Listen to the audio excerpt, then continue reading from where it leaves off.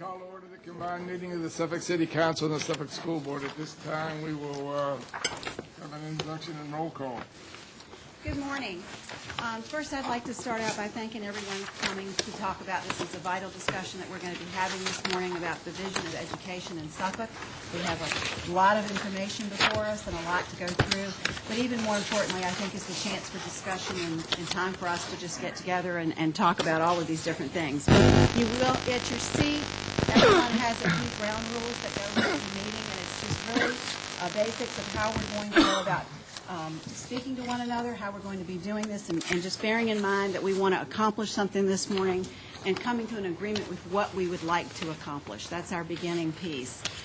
We're going to participate, have our ideas, our questions, our concerns.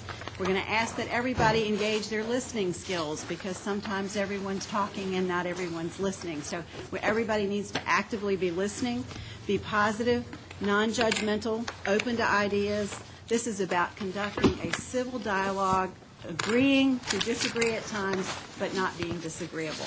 And it's all right here for you. It's written down. It's just a very simple, I just call it a basic set of rules.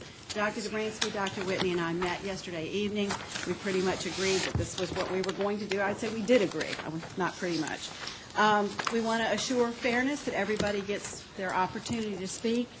And so we're going to start out by also referring to one another. As we do this, I refer to, for instance, if I want to refer to Mrs. Bouchard, I'm going to say board member Bouchard. Or you may say board member from the Chuckatuck Borough. This would be chairman. I'll be mayor, vice mayor, however, but let's leave our first names off is what I'm saying. Let's use our respective positions in this conversation. As we go on from that, we will have a note taker. Sherry Hunt is behind us. We have a board, and we can have these and kind of say how we want these to be prioritized as we go. I just ask that we be respectful of one another's time, and chances will go around at times so that everyone gets an opportunity to weigh in on some of these issues.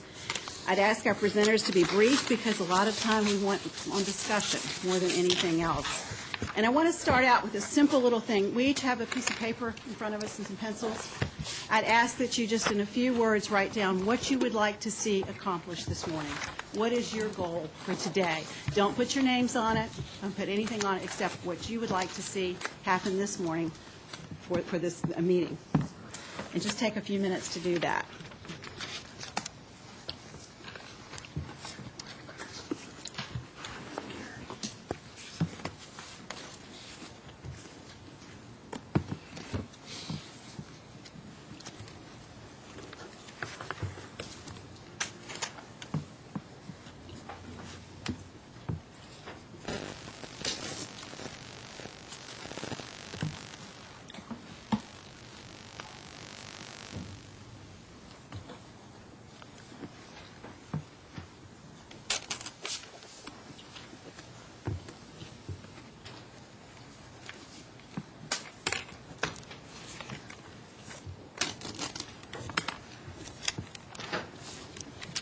Once you've done it, just fold it up, and we'll just pass it here. And we're going to keep this to the end of the meeting.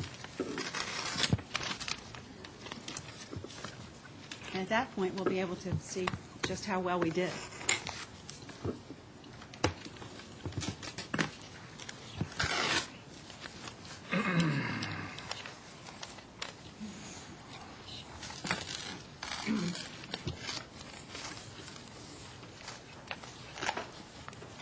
Pass them to the front, and then we're going to pass them to Sherry Hunt.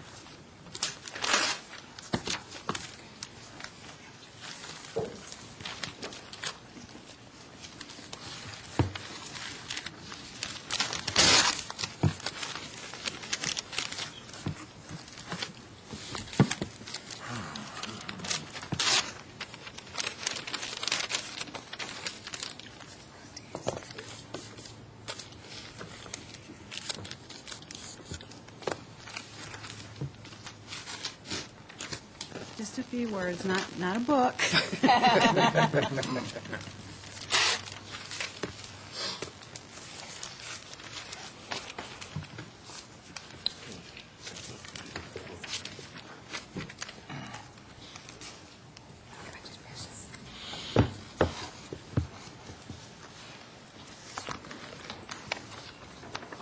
Everybody? Okay, we're ready to go. We will start off with our number one item, actually after our intro, educational vision for the city of Suffolk. And Dr. DeWayne. Yes, I'll turn it over to Dr. Whitney in a minute, but I would like to take this opportunity to thank the school board members and the city council members for being here today. We're here to discuss an important issue, and that is the education of all of our students in the city of Suffolk. And I know that none of us take this lightly. We both have a distinct responsibility to those students. Ours is to educate and provide them with the information they need to future their life's endeavors. Yours is to finance those endeavors in our goals. So with that, I would like to put the challenge out to all of us today to make an effort to find somewhere to meet in the middle and find the financing that we can to improve our existing situation. Dr. Whitney. Thank you, and good morning to each of you, Mayor Johnson, Dr. Dobransky, Vice Mayor Brown, as well as Vice Chairman Mr. Copeland, and board members and city council members. Let me, too, also thank you for allowing us the opportunity to share with you where we are and where we see we need to move. As you know, every organization has a vision and a mission. When we talk about the vision, it's where we'd like to be. When we talk about that mission, it's what we stand for. Well, I can tell you, you can go into any one of our buildings and you can clearly see our vision printed. The vision talks about working towards having productive citizens in our society. The mission talks about partnering with the community and providing good, effective educational opportunities for all of our students. That's the written mission and vision. But tongue-in-cheek, what does it mean to me? What does it really mean to all of us? It talks about accepting the responsibility and recognizing that we have a diverse population, a diverse student body, and we're going to commit to meeting the needs of all of our students, making certain that we recognize that that diversity is there, and making certain also that we're going to do whatever it takes so that our students can be successful. Now, you know also that we have goals. We have 5 goals, and I'm not going to read those 5 goals to you, but I will say when we talk about our school board goals or our school system goals, they can be summed up in 3 areas: improving student achievement, strengthening and building capacity of our staff, and maintaining effective collaboration with all of our stakeholders.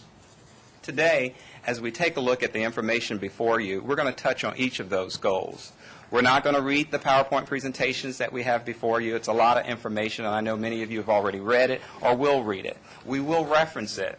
But again, when we look at today's agenda, you can see that we're going to be focusing on the need for competitive compensation for our teachers and staff. We're going to talk about the facility needs that we have. And, of course, we're going to talk about our student achievement and what are our next steps regarding student achievement is concerned. Throughout the process, you'll actually hear the prioritization, how we're going to prioritize these initiatives and why we're going to prioritize in a particular way. I'm sure that, as you well know, it's consistent with our mission, and again, it's consistent with our vision as well. We have 14,400 plus students, as many of you know, with various backgrounds. And I share this information because I want to remind us what we work with on a daily basis. We have 54% of our student population is African American, 35% of our population is white, and the remaining 7% is of a different ethnicity. 45% of our students are of low wealth, or what one can say they qualify for free and reduced lunch. We have some of our kindergartners coming to us reading well above grade level. They come to us reading on the 2nd grade level. But we also have kindergartners coming to us who have not been read to. We're working with all of those students. This is one of the reasons why when we talk about early initiatives, we have our preschool program. We want to give those students an early start. We want to try to provide what those students are lacking when they first come to us. We also want to provide the remediation that's necessary for our students to be successful throughout the years as well.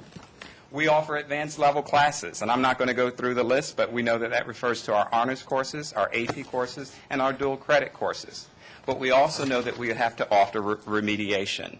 That remediation may be after school, it may be during school, or it may be before school, but it's needed. It's needed to serve the students of our school system. As you'll see later today, many of our students have met the state-set benchmark of the SOLs. They've met that 400. They've passed the tests. But too many did not meet that state benchmark. And today we're going to talk about what will it take to get our students to meet that benchmark that's been set by the state.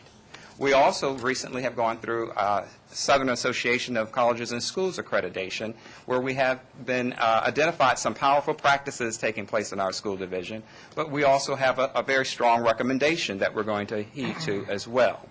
But as we talk about each of these things today, I think it's important to remember, in order for us to move forward, we've got to consider three major factors, three different levels of factors. The school level factors, and when we talk about the school level factors, we're talking about the curriculum, we're talking about the goals and feedback, and that's the assessments. What feedback are we providing our students as they progress? When we're talking about school level factors, we're talking about the environment. How many students are sitting in a classroom? Is the classroom conducive to learning? Is the facility conducive to learning?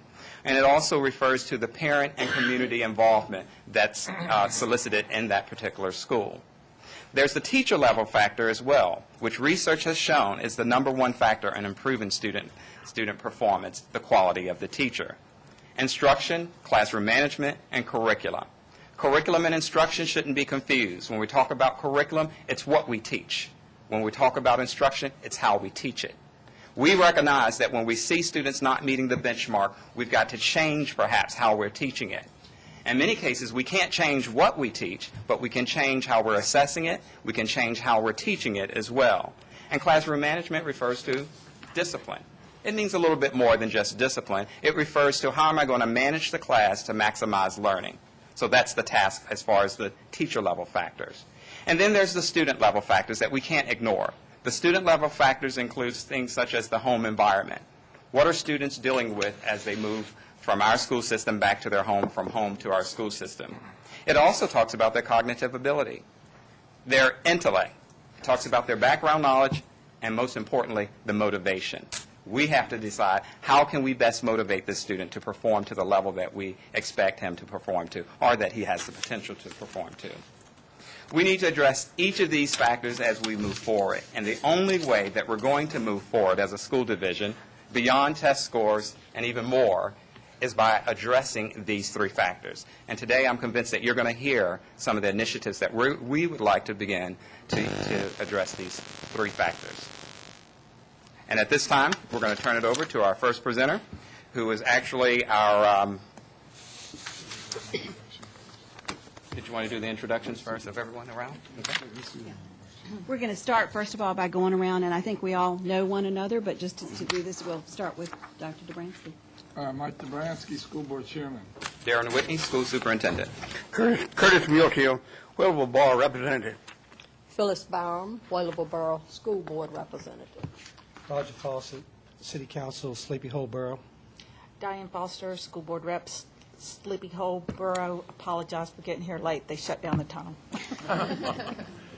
Jeff Gardy, Holden Neck Borough City Council. Anna Copeland, Holden Neck Borough School Board Member. Wendy Forsman, Executive Director of Finance for Schools. Ann Seward, City Finance Director. Linda Bouchard, Chuckatuck Borough School Board Member. Mike Dooman, City Council, Chuckatuck Borough. Judith Brooks Block, School Board Member, Nansemond Borough. Lou Ward, City Council, Nansemond Borough. Charles Brown, the Vice Mayor, Cypress Borough. And I'm also always, my good friend, Councilwoman Lorraine Skeeter, is not able to be here. I will be taking her, though. We're a team. Charles Parham, Suffolk City Council. Selena Cuffey Glenn, City Manager. And I'm Linda Johnson, the Mayor. And let's jump right in. All right. As you take a look at the agenda, again, you can see that it's divided into three major sections: competitive compensation for teachers and school personnel, facility needs and planning, and student achievement data.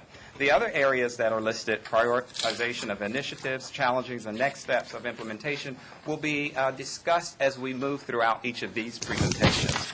We welcome questions. Stop the presenter. Again, they're not going to read to you. It's a matter of highlighting those important areas. I'm going to call to the podium Dr. Suzanne Rice, our Director of Human Resources, who will talk about competitive compensation for teachers and school personnel.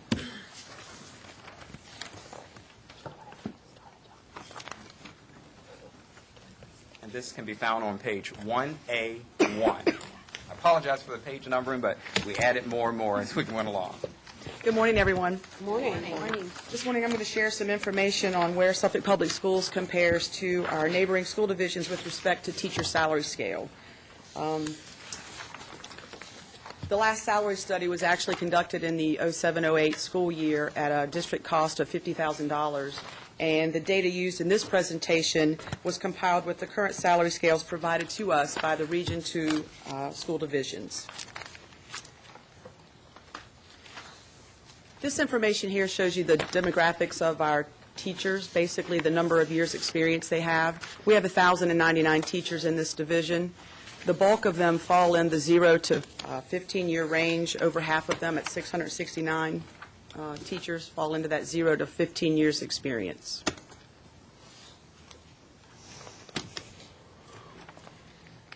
This shows you the profile of the resignations received from last school year to this coming school year. 30% of our teachers who left the school division went to a neighboring division, or excuse me, Region 2 school division.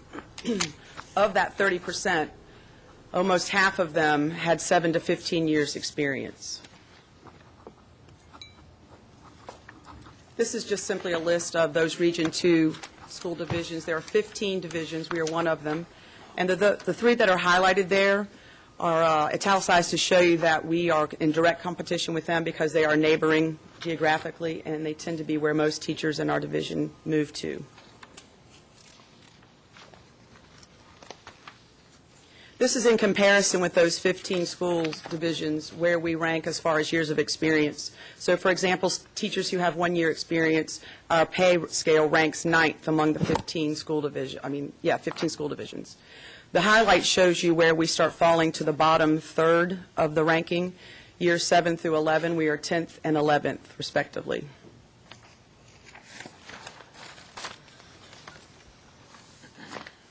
These two charts actually spell out the salary in dollars.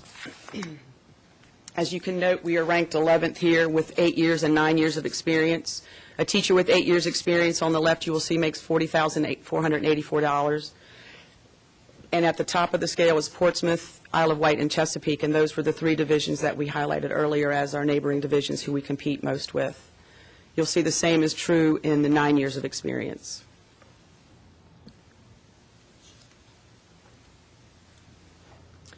Again, we are ranked 11th when it comes to 10 years of experience. The same three school systems are at the top.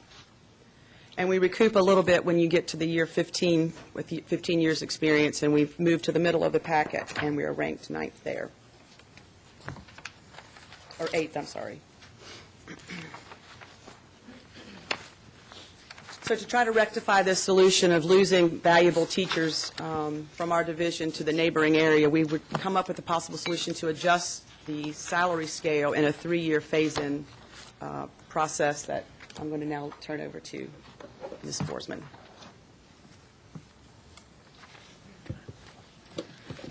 As Dr. Rice mentioned, the possible solution would be to adjust the teacher scale on those steps where we are in the bottom third, to try to compete with those districts that we commonly compete with, and to kind of close that gap a little bit for our teachers. The first year phase-in, we would look at steps 8, 9, 10, and 11, and we would adjust the scale by those amounts for those steps or years of experience at a cost of $650,000. Now, there's some advantages to making it a competitive adjustment. One of the advantages to this is that it's the least expensive, because as you know, we're in a phase-in with the VRS, and if we make it part of the base salary, then we're adding the 1% onto that each year as we move forward. And so by keeping it outside of that, it stays outside of that until we get through this phase-in period. Another advantage is it will allow us to target just those steps where we have the most competitive disadvantage. So we won't do every single step, because not every single step is a competitive disadvantage, but this would target only those steps where there's a major disadvantage to us. Also, it'll exist independently of raises until we get it fully phased in. That way, it would give us time to have a formal salary study and see exactly where we stand for the entire scale, because this is a Band-Aid. It is the least expensive, but it's a Band-Aid. It's only doing certain steps for certain reasons, which, as you know, is not a complete salary study nor a complete salary scale change. So those are the advantages of doing this. So that's the first year, and the cost estimate would be $650,000 with benefits. By doing this, if you look at years 8 and 9 experience, we go from 11th to 5th. So it doesn't completely fix the problem, but it gets us much closer than 11th out of the 15 school districts in the Region 2 area. So you can see that the 8-year experience would go to $43,084, and the 9-year would go to $43,590. Wendy, is that after all 3 phases or after just the first phase? This is the first phase, because we're the only first doing those phase. steps one time, so those steps. The next set of slides shows you how we would move to 5th ranking in year 10, and from 8th to 6th in year 15 by doing this. And the second year phase-in would adjust steps 5, 6, 7, and then we would pick up 12 because we've stopped at 11 before, and you would want to continue that next step up in the second phase. And so that phase-in amount would be $500,000 with benefits. And again, this is a competitive adjustment to the scale. It's not putting it in their base salary. It would be for VRS and those purposes, but it's not in the base salary as far as raises and the phase-in for the VRS piece. And finally, the third year, we would pick up steps 13, 14, and 15. And as you see, the adjustment changes based on the step. And what this does is allows us to stay within our scale so that a year 15 teacher won't be making more than a year 16 teacher. So it does two things. It keeps it outside the scale, but it also keeps it within the scale so that you don't have inequities created by adding an adjustment to the scale. And the cost of phase 3 would be $240,000. Ms. Forsman, Yes, sir. should we understand that this is in today's dollars and not in the next 3 years, price ranging or? Yes, thank you, Salary. Dr. Dobransky. That is absolutely true. The piece that we don't know with the benefits is, of course, this is a new budget year for the state, and they will change the VRS rates. So that is the only unknown in this, is we don't know those VRS rates. We've done these on current year dollars. So the total estimated cost for a 3-year phase-in in today's dollars is $1.390. May I ask a question? Sure. I guess, being a mathematician, this numbers goes in my mind. I think this is very good. It's getting you part of your vision, your mission. But as we do this, it will work provided the other school districts do nothing. Absolutely. But what happens if they say we got to do the same thing? So how is that equation going to work in to get you where you want to go? Well, and that's why I say this is a Band-Aid. This is only to keep us from losing teachers in the short term until we can afford to do a salary study that can be funded. Salary studies are expensive. The one we did many years ago was $50,000. I understand that they are much more expensive in today's dollars. And so by the time you do that, if you can't know that you're going to have funding on the other end of it, it really makes it difficult. And as you know, it can be very costly to implement those salary studies. So we're trying to, in the short term, until we have better funding, try to do something that will help us keep and retain our good teachers and be able to attract new ones and close that gap. But you're exactly right. They may come back next year and say, I'm giving a 5% raise in another city, and then again, we would fall in the ranking. But again, this is something we look at every year and try to look and see where we stand every year as a school division. Question, Councilman Parr. I guess I needed to ask Mrs. Rice the question. Dr. Rice, excuse me.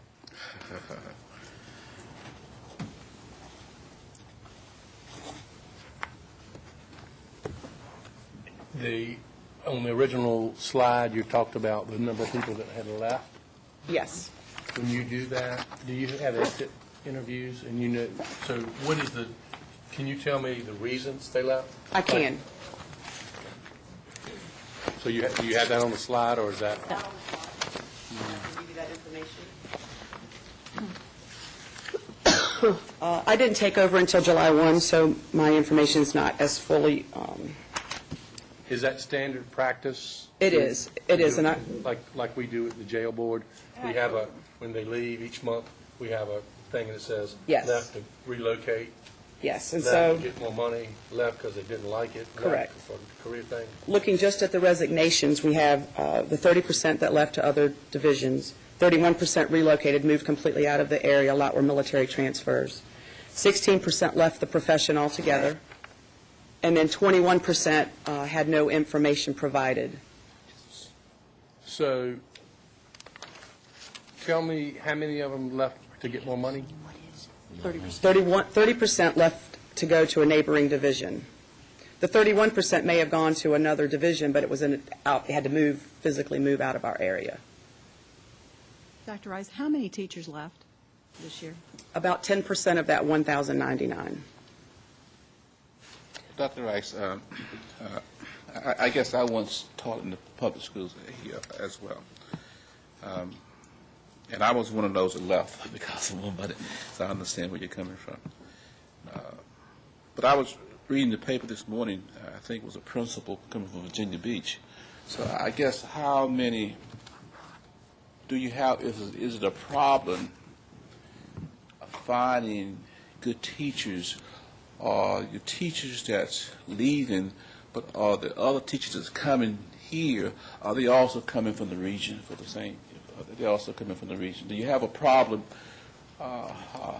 finding teachers because of leaving? In some areas we do. We still have approximately 28 vacancies to fill right now for teaching. But you do have a lot of teachers from this region, also from Virginia Beach and North, and other folks also coming to Suffolk. Is that true also? I don't have those numbers in front of me, but we probably have more first-year teachers that come in straight from college. But we do have some that relocate, mostly from the western area. From the region? Mostly from the western side of the region. Okay. Dr. Rice, didn't you have, I'm sorry, I didn't raise my hand.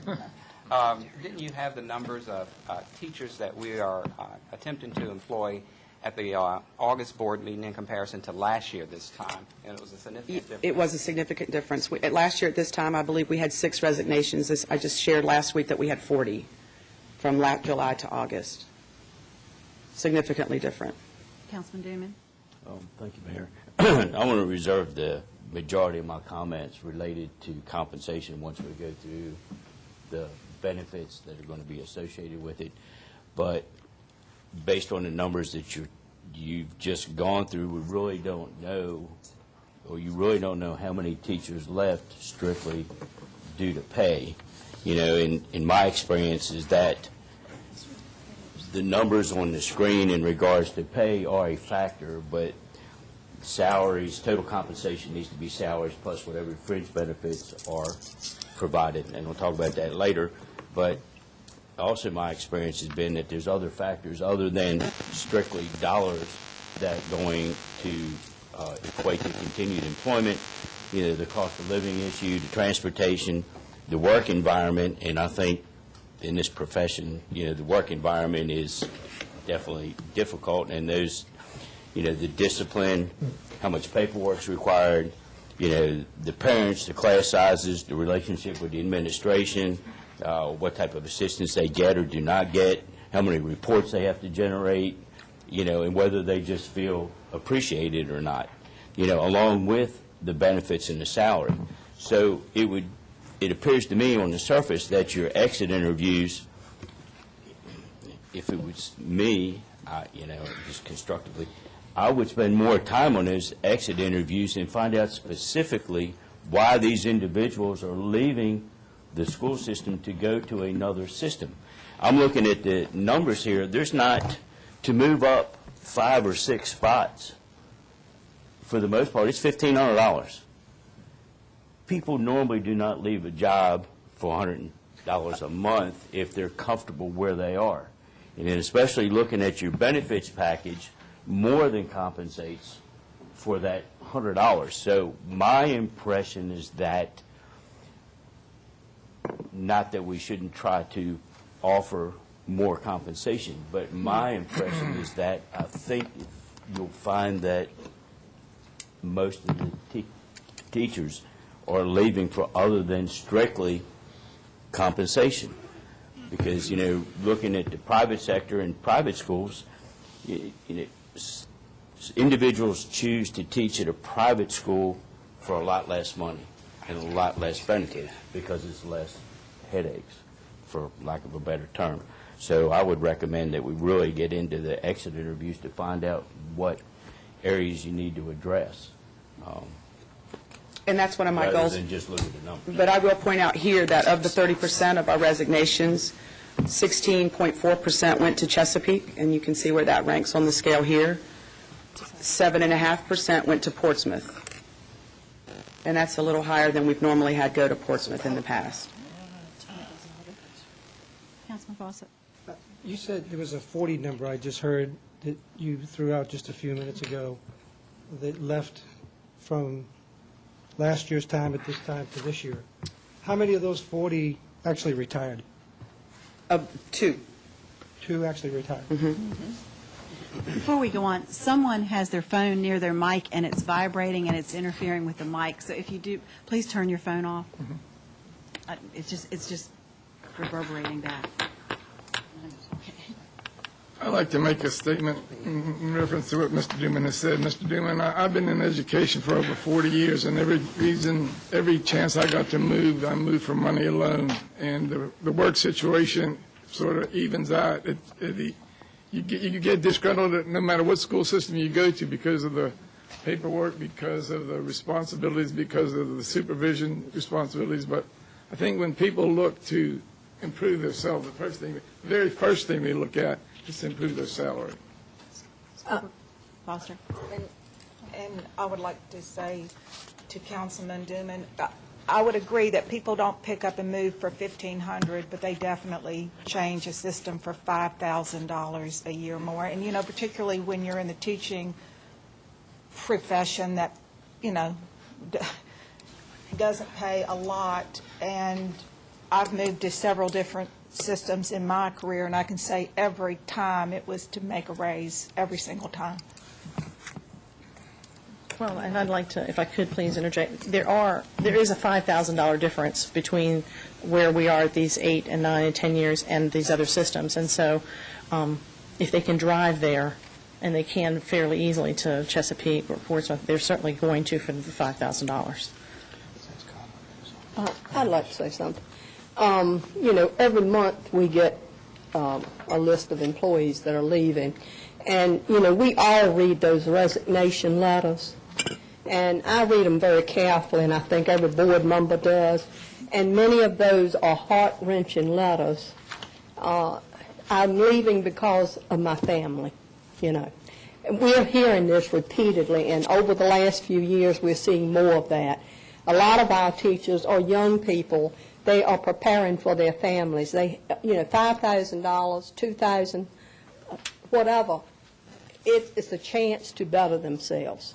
And, you know, when you read those letters, and, you know, they'll just, you know, they're tear-jerkers, a lot of them. And Ms. Rice, Dr. Rice knows this, Ms. Bennett knew this, and, you know, when I read them, it really tears at your soul, because I'm a former teacher.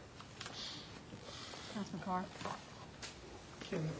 As we're looking at the numbers and all, I'm like Councilman Duman.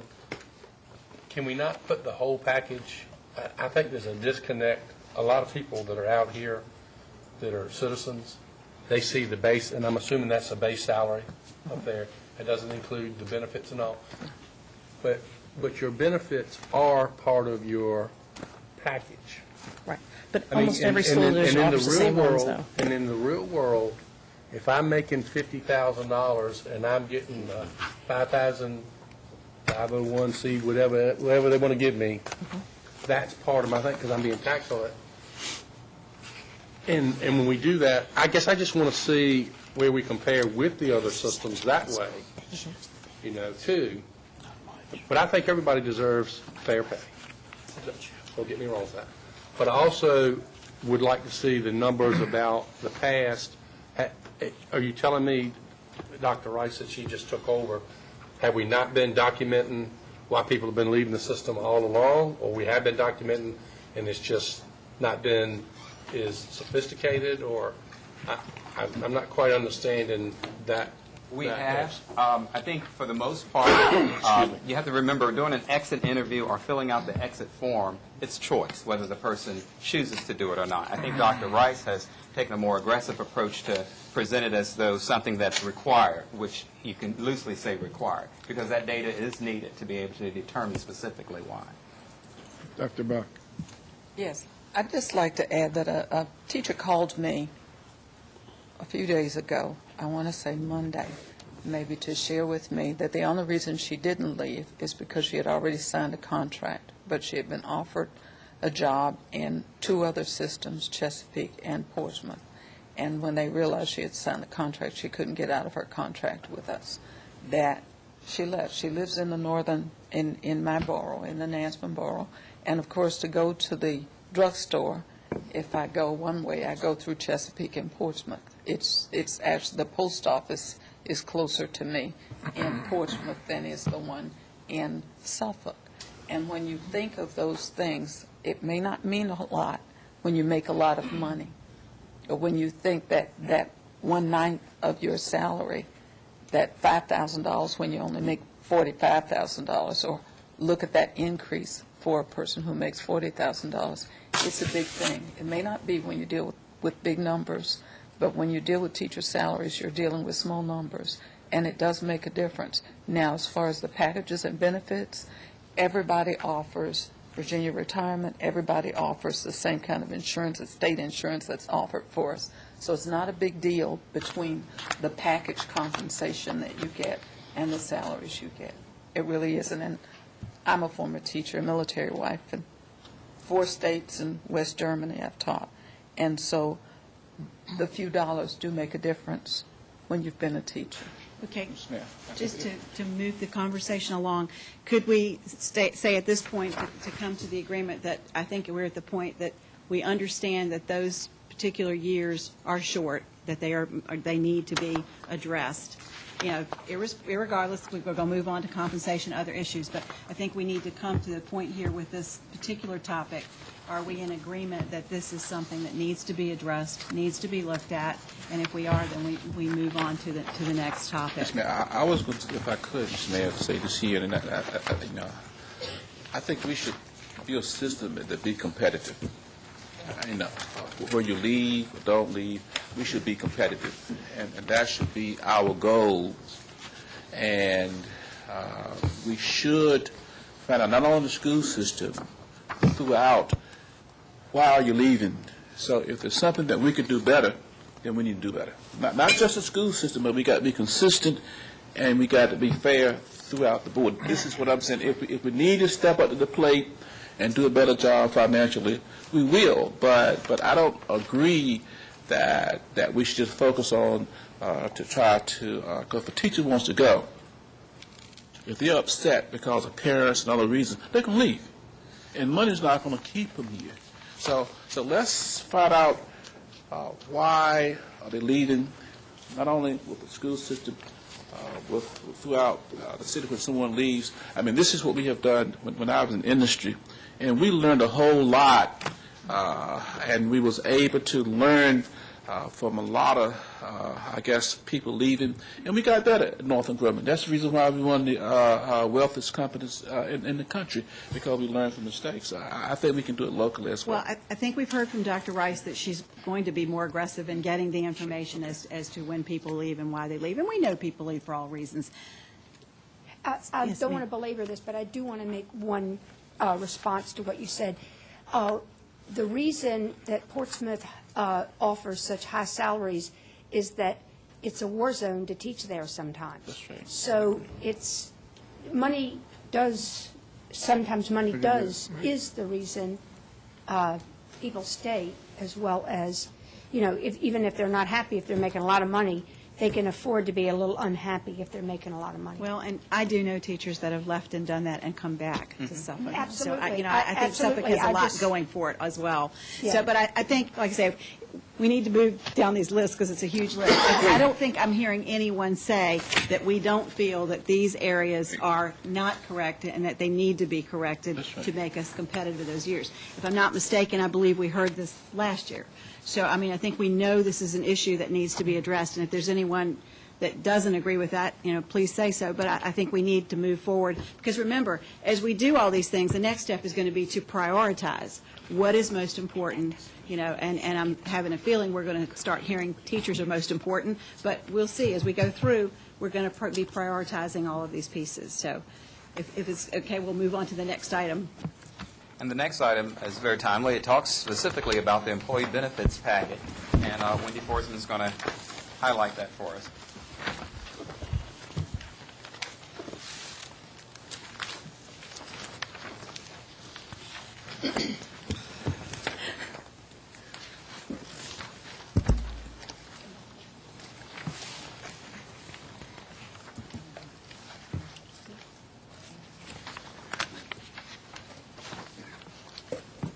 Okay. Let's get the right PowerPoint up. That helps. All right, we're going to focus specifically on health and dental benefits. And I'm going to run through some of these slides fairly quickly because I think everyone is aware that we're self-insured, that we pay the claims directly, and it is the least expensive, most efficient way to do things because in a year when the claims are down, you save that money.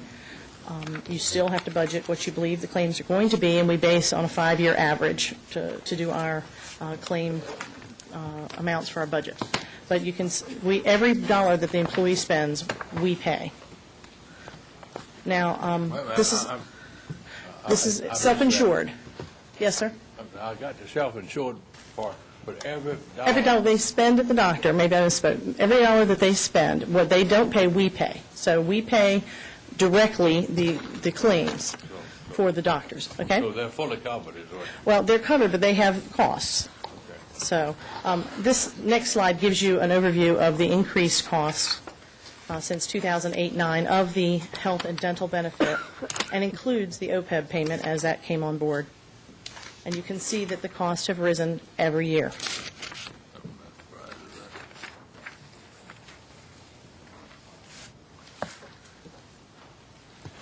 We had a committee that was formed last fall that looked at our health and dental benefits. We went out for bid for providers, and this cross-function group looked at and spent about 6 months looking at our health and dental benefits across the board, every aspect of our health and dental benefits, and looked at all the bids and made decisions concerning the benefits that we would be offering this year.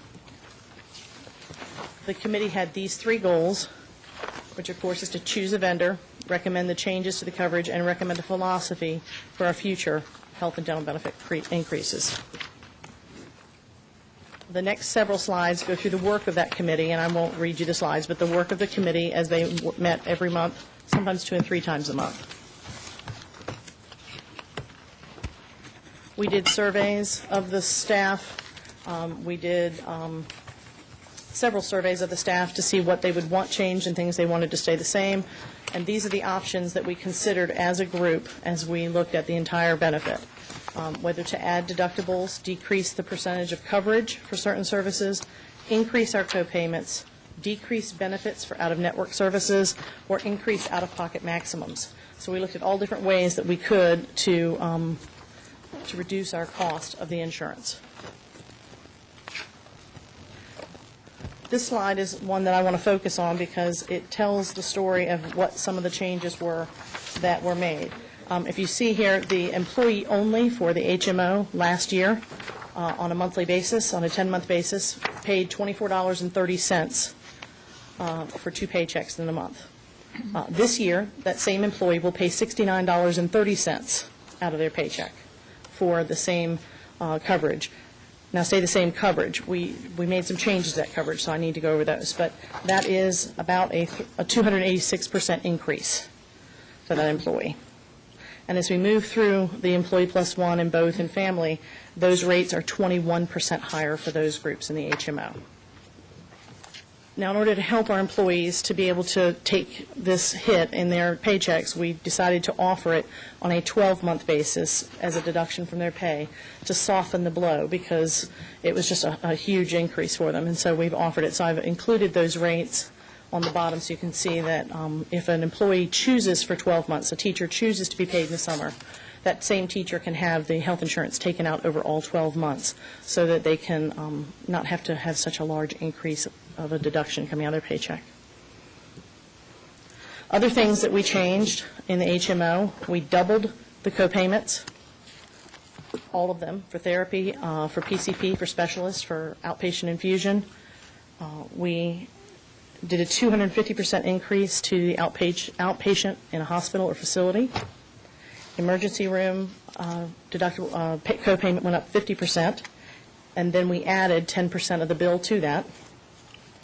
And we added deductibles, a $100 deductible and a $200 deductible, 100 for single, 200 for all the plans, and out-of-pocket maximums went from $1,500 to $2,000 and $3,000 to $4,000. So we made some very significant changes to the coverage for the employees. Here are the PPO rates. That is the second kind of coverage that we offer.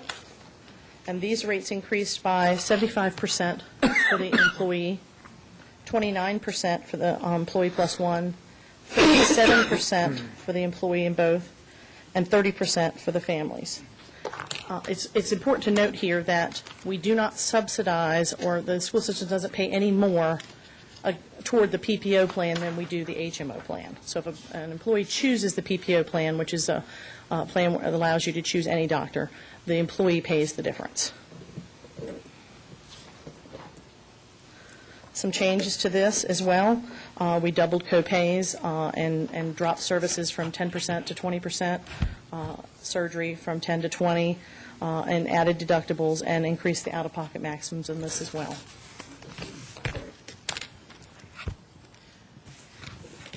Ms. Forthman, one of the questions I have, and it's actually back, I think, further back in the shared services, but I believe I read something about the Affordable Health Care Act and how schools would not be affected. Is that?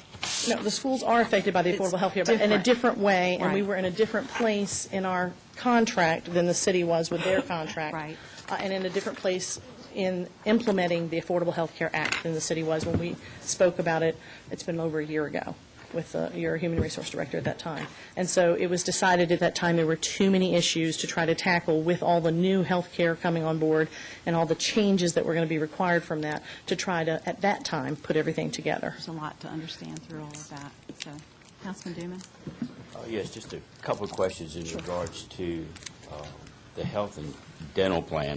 Yes, sir. And I didn't want anyone to get the wrong impression. I'm all for giving teachers raises. And I think that looking at your budget and trying to do the most with what you have to work with, you get 24.72% of your budget goes to benefits. That is a huge amount of money. 59.54% goes to compensation. So you're spending 84% on your employees now. 84.26% of your budget. So looking at it and looking at historically the trend on your hospitalization being self-insured, from 09 to 10, you're at $10,010,300. Now you're projecting $18,100,000. That is a huge increase. And if I'm not mistaken, I think you can give all your employees a 1% raise for about $1 million. Is that in the ballpark? That's correct. So about $1 million gets everybody a 1% raise. I think you'd be a lot better served looking at your hospitalization package and trying to find savings there and then turn that into teacher raises. Now, looking at it on the surface, and I have to say on the surface because the information I was provided, 1, 2, 3, you get 6 localities of which there's only information on 3 of them for the most part, so there's not much to compare to. However, what's happening is because of, in my opinion, because of your benefit plan and the way it's structured, it produces an environment where this number here is going to continue to escalate. Your costs are going to continue to escalate. When those costs continue to escalate, then it becomes only a matter of who's going to pay for it. Is the system going to be able to pick up that increase, or are you going to have to pass it along to your employees? Well, what you're doing is you've passed some of it along to the employees as it relates to their monthly or weekly contribution to that plan. And in my opinion, you're attacking it from the wrong end. this affects everybody, and everybody's paying it. In the self-insured program, and do you have any numbers as to how many, what the percentage is on your PPO versus HMO? We are about 85% HMO. Okay, so the majority of people are on HMO, which is the way it should be, especially in this area. The HMO, the network is very good. And you mentioned that the PPO plan is the same and the employees pick up the difference. Well, they really don't, according to your numbers here. The PPO and the PPO is another $500, I think, out of pocket. And the deductibles are the, PPO out of network's $400. That's the 12-13 summary. We've changed that with this 13-14 plan that we just discussed. This information that we've given you is everyone around us and surrounding differences, 12-13 information. Every one of them made changes to their plans in the spring, and we don't have that new information yet and won't get that information. So I'm dealing with old information. That's old information there. And we have to be very careful about that information. I will tell you that yesterday, and very late yesterday afternoon, the VEA came out with a insurance coverage employee survey. And again, it's all 12-13, but it's an excellent report that came out that discusses that 77% of all school districts in Virginia provide the same types of insurance that Suffolk Public School does. It also goes on to talk about the fact that over the 2008, 2009 to 2012-13, insurance costs for school divisions have grown more than 20%. So it shows that there's a lot of expense out there for health and dental insurance. It also talks about the fact that divisions pay 86% across the state, 86% on average of their employee-only coverage. Suffolk Public Schools covers 84% this year. So we're right in line, and I was glad to see this report because it was able to show us kind of what other districts are doing on a very high level, a little bit better information than I've got for you there in this particular Well, format. referring back to the information that I do have, with the only ones that I have being Isle of Wight and Portsmouth, and Portsmouth's insurance, even though they pay, Portsmouth's salary does pay a lot more, but the difference, employee and family in the city of Suffolk is $206. Employee and family in Portsmouth is $782. That's $576 a month difference in the premium. That 576 times 10, it's almost $6,000. That's the difference right there in salary. So if you went to work in Portsmouth or you work in Suffolk, if you had to buy insurance, you're not doing anything. It is what it is. And it's the same way with almost every locality. Even in Isle of Wight, you look at your other PPOs and PPOs, your deductibles are $500, $1,000 higher when out of pocket. They're out of network. Isle of Wight is $1,500 higher per individual, $1,500 higher per individual. Now, if you're going to a PPO has, when you're self-insured, HMO, you're dealing within a network, and that network agrees to provide services for a fixed amount. You go to a PPO, they charge you whatever you want. Now, there's going to be a significant price to pay to the individual if they prefer to sign up with a PPO, because that $5,000 bill under your HMO just turned into a $10,000 bill, and the system's eating it. Well, you're not doing your employees any justice with all this extra money being paid out, because once again, it runs these numbers up, which obviously the trend, it hadn't even been level, it's continued to escalate. So it's just a matter of who you pass the cost on to.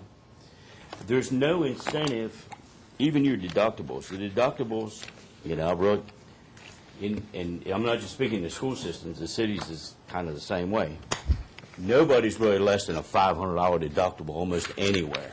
And that is very rich. Some localities, Norfolk's $2,000 deductible before they start paying. And they're self-insured also. A couple of the other localities have gone to insurance. So there's not an incentive for those employees that like to go to the doctor. And sometimes we have to, sometimes we don't. But if it doesn't cost that much, then there's not that much awareness of it. So what's happening is all your employees, the rest of the employees, are picking up that cost, to absorb that cost. And a lot of those folks are your first-time teachers. They're not using it. They're 21, 22 years old coming out of college. They got no kids. They're not spending your money. So I honestly believe that you could save millions of dollars.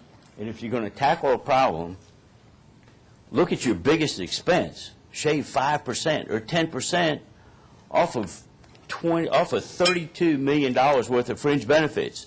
If you save 10%, that's $3 million. You could give every teacher in the system a 3% raise. Do you have a wellness program? I know the city does. We do have a wellness committee. We have a wellness program also. But is there an incentive tied to that wellness program?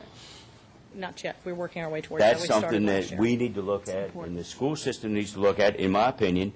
It's okay to have a wellness program, but if you tie an incentive to it, we're going to knock 10% off of your people that participate in the wellness program, pay $50 a month. People that don't participate in the wellness program pay $60 a month. Offer an incentive to participate in that wellness program. But to me, this is a huge way to shift dollars that are being spent over to where you need to put them, which is in the classroom. And another thing, do you provide your employees at the end of every year a total compensation, a list of total compensation? By the puzzle looks, I would say probably not. I give one of these to my employees every year. Your wages are one thing, but total compensation will, for each individual, every single year, depending on what they get, base salary, medical, dental, life, short-term disability, what's going into their pension, what you pay in Social Security, what you go to Medicaid. So in this particular case, you can take a base salary of $39,000, and when you add the benefit package to it, and it's just this particular case, it comes out to $52,000. Now, those teachers that went to Portsmouth to teach over $3,000 or $4,000 or $5,000 more money, do they realize how much more it's going to cost them in benefits? My experience dealing with my workforce is most people look this far. They look at a dollar number in their salary, but not a total compensation package. And we have a very, very rich compensation package. I can tell you the city of Suffolk has the best compensation package I've seen. And I've looked at Richmond, I've looked at Chesapeake, I've looked at Portsmouth. We have a very rich compensation package. And as time goes on, your employees and their benefits, 84%. The key is to shift money where you can to the classroom and to the teachers. Give them their compensation. They deserve it, believe me. They do deserve it. And I think this is a great way to do it. And, you know, I think it needs to be addressed. I mean, that'd be the first thing that I look at. I would think it's one of the issues to look at, but I don't think it's the major issue there. I think it's one of the issues that will help us out too. And I agree with you 100% that we need to look at it, and we will look at it. And I think it's a good point to start at. And I think the survey that Wendy talked about that came in late yesterday is going to be very helpful, and we'll get copies to everyone. Because I do think we do need to look at that, but we have to be very cognizant to make sure that we remain competitive and not an outlier to where our benefit packages look very different from the surrounding. No, I think you could remain very, very competitive and still tweak it up and take it so it's not what you have on the screen right there. We don't need to pass it on to the employees. I mean, I wouldn't.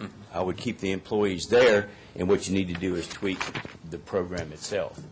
And also, you know, this trajectory keeps going up, and obviously it has to do with claims. You know, every time you're going to have claims. So I do think you need to somehow incentivize that wellness program and make sure that the people are understanding the healthier that I can keep myself, and the more I don't have to go, you know, the better off everybody's going to be. So, because that will continue to rise if you just, you know, say, go to the doctor every time you have a sniffle. Well, I think we started with meetings this year with our employees, so. I think Dr. Brooksbuck had her hand up first.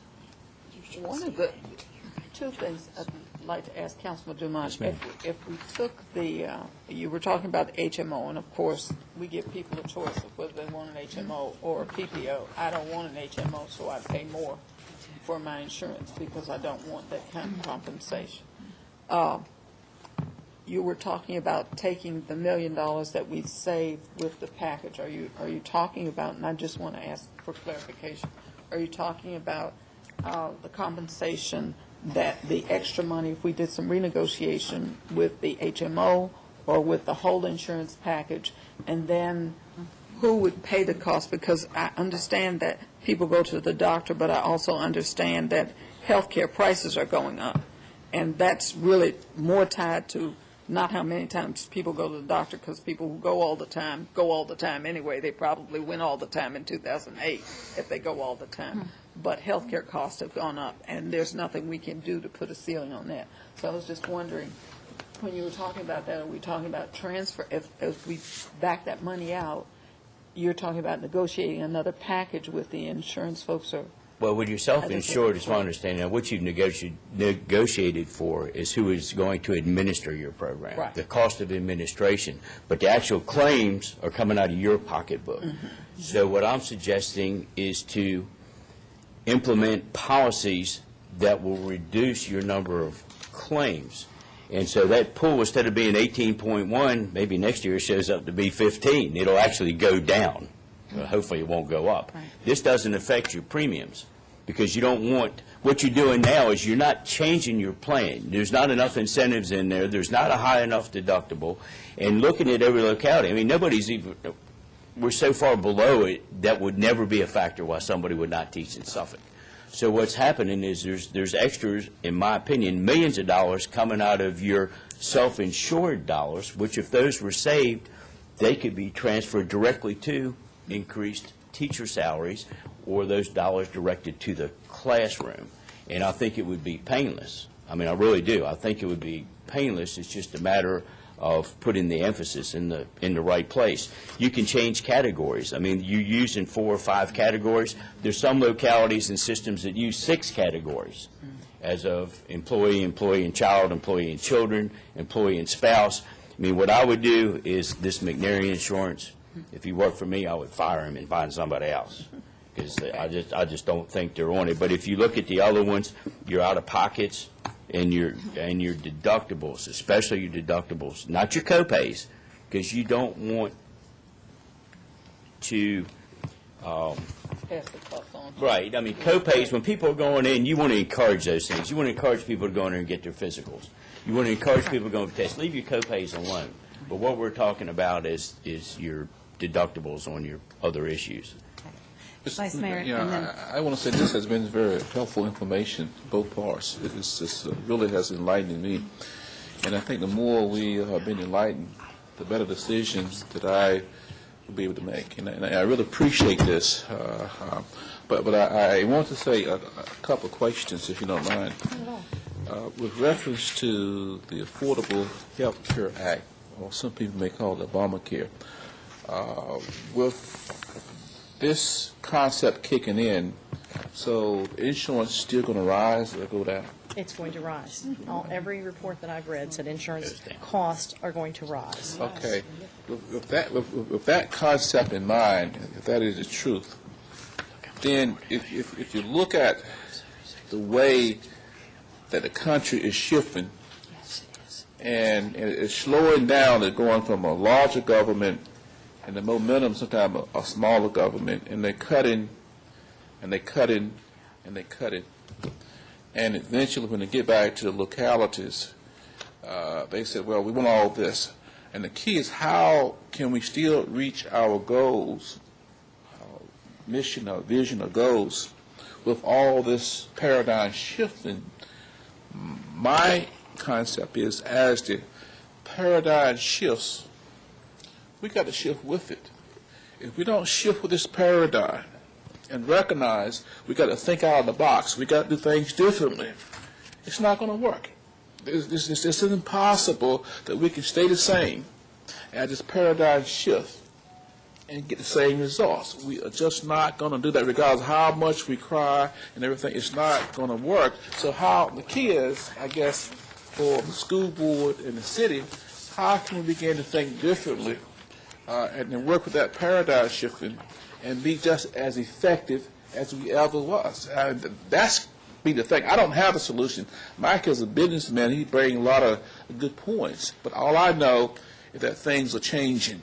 If we don't change with it, then we're going to get lost. Councilmember Bouchard. Yes, I would like to, Councilman Duman said something very significant that I would like to emphasize, because I agree with him, if you had an emergency room deductible that was a whopping figure, then you wouldn't go to the emergency room many times. And I do think that what he's saying about deductibles is something that not only the city of Suffolk, the council, and the school board needs to look at, because he's right about that. People will just, I've seen people in the emergency room, and they just, what's the big deal, until they, if you hit them with $1,000, they'd say, whoa, I didn't feel that bad. A sore throat wouldn't go to the emergency room. Yes. I just want to point out that we did that. We did that this year with the health insurance. We increased the deductible going, the copay for the emergency room up by 50%, so from 100 to 150, which doesn't sound like a lot. But we also added to that 10% of the bill for the emergency room. So we've done some of those things. Well, just to sum it up again, is everybody okay with the idea of I council? just wanted to say one thing. I mean, I do agree that healthcare is something we should always be looking at, and we had a chance to attend a conference to see what some of the other school systems were doing across the state. And for instance, Chesapeake Public School has their own in-house pharmacy that they claim is saving them money. The deductible goes right back into the school system, and it's for their retirees and their employees. And, I mean, that may be something that, we would look at as a school, and maybe city employees too. I mean, that they claim it's working well for them and saving them money, So can we come to the agreement that we need to be looking at the possibilities of what can work, with the goal of putting more money into this teacher and the salary and the classroom, as opposed to something, just to look at this issue? Dr. Buck? Just two things, Madam Mayor. I think that first of all, and I don't know if this is the appropriate point at which to say it, but I think it needs to be said. We sat down and looked at all of these things when we were looking at teacher compensation, because that's been a priority of ours, and I know it was a priority for the board long before I came on the board. It was a priority. So compensation has always been a priority for us in looking at ways. But I think that at this point, since we did not, and we were looking at some of the information that we've already said, that we shared the last time we met as a group, and then we've shared publicly and whatever. It's already been said, it's already been done. But as we look at what we're doing, if we look at saving some money to put in the classroom, we're still looking at a need for more dollars, because insurance costs are going to go up. So we're still going to be coming to you all asking you for more money. One of the things that I'd like to say is that maybe as we talk about this idea, and I think Councilman Dumont had a great idea, but I'd like to add to it, as Board Member Foster was saying, if we could indeed work together as a group in negotiating these insurance things, we might be able to, this might be a place where we could come together in negotiating these things. And I think the in-house pharmacy would be a great thing, because much of this money is spent on bills. I'd like to also say there are a lot of poor people who use the emergency room because they have no choice. Sure. They have no money for private doctors, so they do go to the emergency room for a cold or whatever because they don't have a choice. But I'm thinking that if we look at ways to work together to really solve some of the issues that we have, this might be a very positive way for us to come together and do some things together and reduce costs to the folks that we're paying a lot of money to that we may not need to. And I know we talked about the shared We services put that piece. on We're the going to table see that, previously. and Dr., you said it didn't work too well, but I think we need to look at it, and I think we need to study it, and because wherever we can find some dollars to put in the classroom with the teachers, I think we need to work very hard toward that. So, if there's, is there a consensus of thought, any Councilman Parr? These are the actual numbers that it's costing. The 18 million is what you're 18 actually... million is an estimate for this year based Okay, on the... what was it? So the 15.7 is the actual number? Yes, sir. Okay. I just find it curious, too. You got 1,600 participants in the health benefits plan, but you only had 607 respond. Is the other 1,000, whatever, less than 1,000, they don't care? We did 2 surveys, And of course, 37 or 38% response on a survey is pretty good, but. Really? Yes, When- it's when very you're good for a adults. survey. For a survey, it's very good. Survey of any kind. 38% on a survey is actually really good for a survey. For an adult. And we did Adults for that- adults, that- yes, sir. That is getting into their pocketbook. Yes, sir. And I do want to say, I believe that the city's health insurance, I think it is $150. You hit your mic. It's going on. $150 deduction for going into the Emergency room. room. It is. But we also, as we look, we need to look at urgent care, getting a hookup with them to break your ankles. And, you know, So people we get have a- ambulance, you're going to get popped. We have a place to work and to study and to go look into certain ways of looking at working with things. I think that's the goal here. I would like to, just for the school board and council members to maybe agree that we need to find ways and think out of the box, do things differently, without saying a tax increase. I just believe there's a time come that we need to do and if we have to have a tax increase, we can tell our citizens that we have done this research. We have searched high and low. There's no other way. But I do believe if you get a lot of smart people together and bring in the smartest people that we can to help us to do this, we can find, just like Max just started, we can find other ways to turn this Senate around. But I think the easiest way to do, so we will not have to think, is to just give me more money. We don't have to think. Just give me more money. We can continue to do the same thing we always have done. But I think the council and the school board, we all should perhaps say, look, let's see how we can do this without going into the old folks' pocketbook. And I think it We're can going to be go done. back to our priorities, as Dr. Dobransky and I said last night. This is not a budget hearing. This is a vision for the school system. But we're talking about money now. I understand, but let's follow on, and let's go to the next piece, which is facility needs and planning. Yes, this area here refers to 4 areas. As you can see, we're going to talk about the growth trends and additional student capacity, the maintenance facility, which I think you have heard about before, our capital improvement plans, I know you have a copy of that, and the joint shared services. We're going to call Ms. Jacqueline Chavis, our Deputy Superintendent, to talk to you about our student growth and our projections over the next few years. Good afternoon.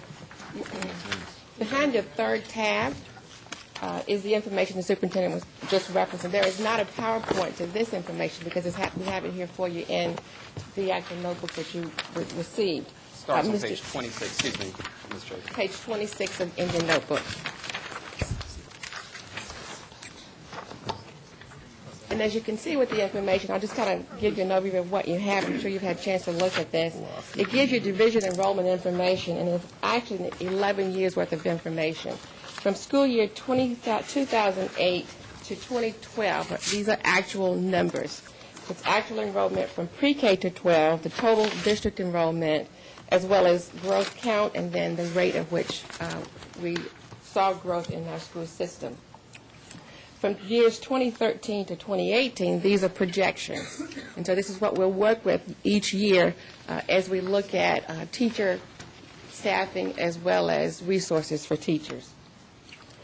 The report is broken down for you beginning at the division level, which is that very first chart, and then it's broken down by levels, elementary, middle, and high. And then we give you information by buildings, each of our schools, each grade level, again, pre-K through 5 at the elementary level, 6, 7, and 8 middle school, 9 through 12 at the high school level. Same information, total student count, growth, as well as the 5-year growth rate. And again, you're looking at actual numbers up to school year 11-12, and then after that, you're looking at projections. This information was provided to us by Mr. Edwards, who's our supervisor in accountability and assessments, and he then provides this information to us and updates the information each year. What you will not see, for instance, while we look at and we know that there are students who are leaving the district as well as students coming in, pre-K or kindergarten, this would not perhaps show us growth areas in the city. For instance, in the northern section of our city, we know that there are apartments being built and townhomes being built. This is really looking at birth rate as well as each year from kindergarten to first grade, first to second, those projections. Any questions? Councilman Carr? Just so, Ms., was it Dr. Chavis? Ms. Dr. Chavis. Chavis, I'm sorry. Soon. Okay. On the count, you've got 14,419 on page 26, and then on 39, it's 14,371. Is that because that's mid-year? Yes. This is the end of the year? Yes. And we do see fluctuations from, we do an account that we send to the state at the end of the 30th day of school, the end of September, which really drives a lot of what we do, looking at numbers for our school system. But we're able to pull at different points in the year to see when that transition occurs. And throughout the region, is pre-K included in the enrollment at all the other districts here? I'll have to defer to Mr. Edwards to see how that's calculated in other districts. If pre-K is included.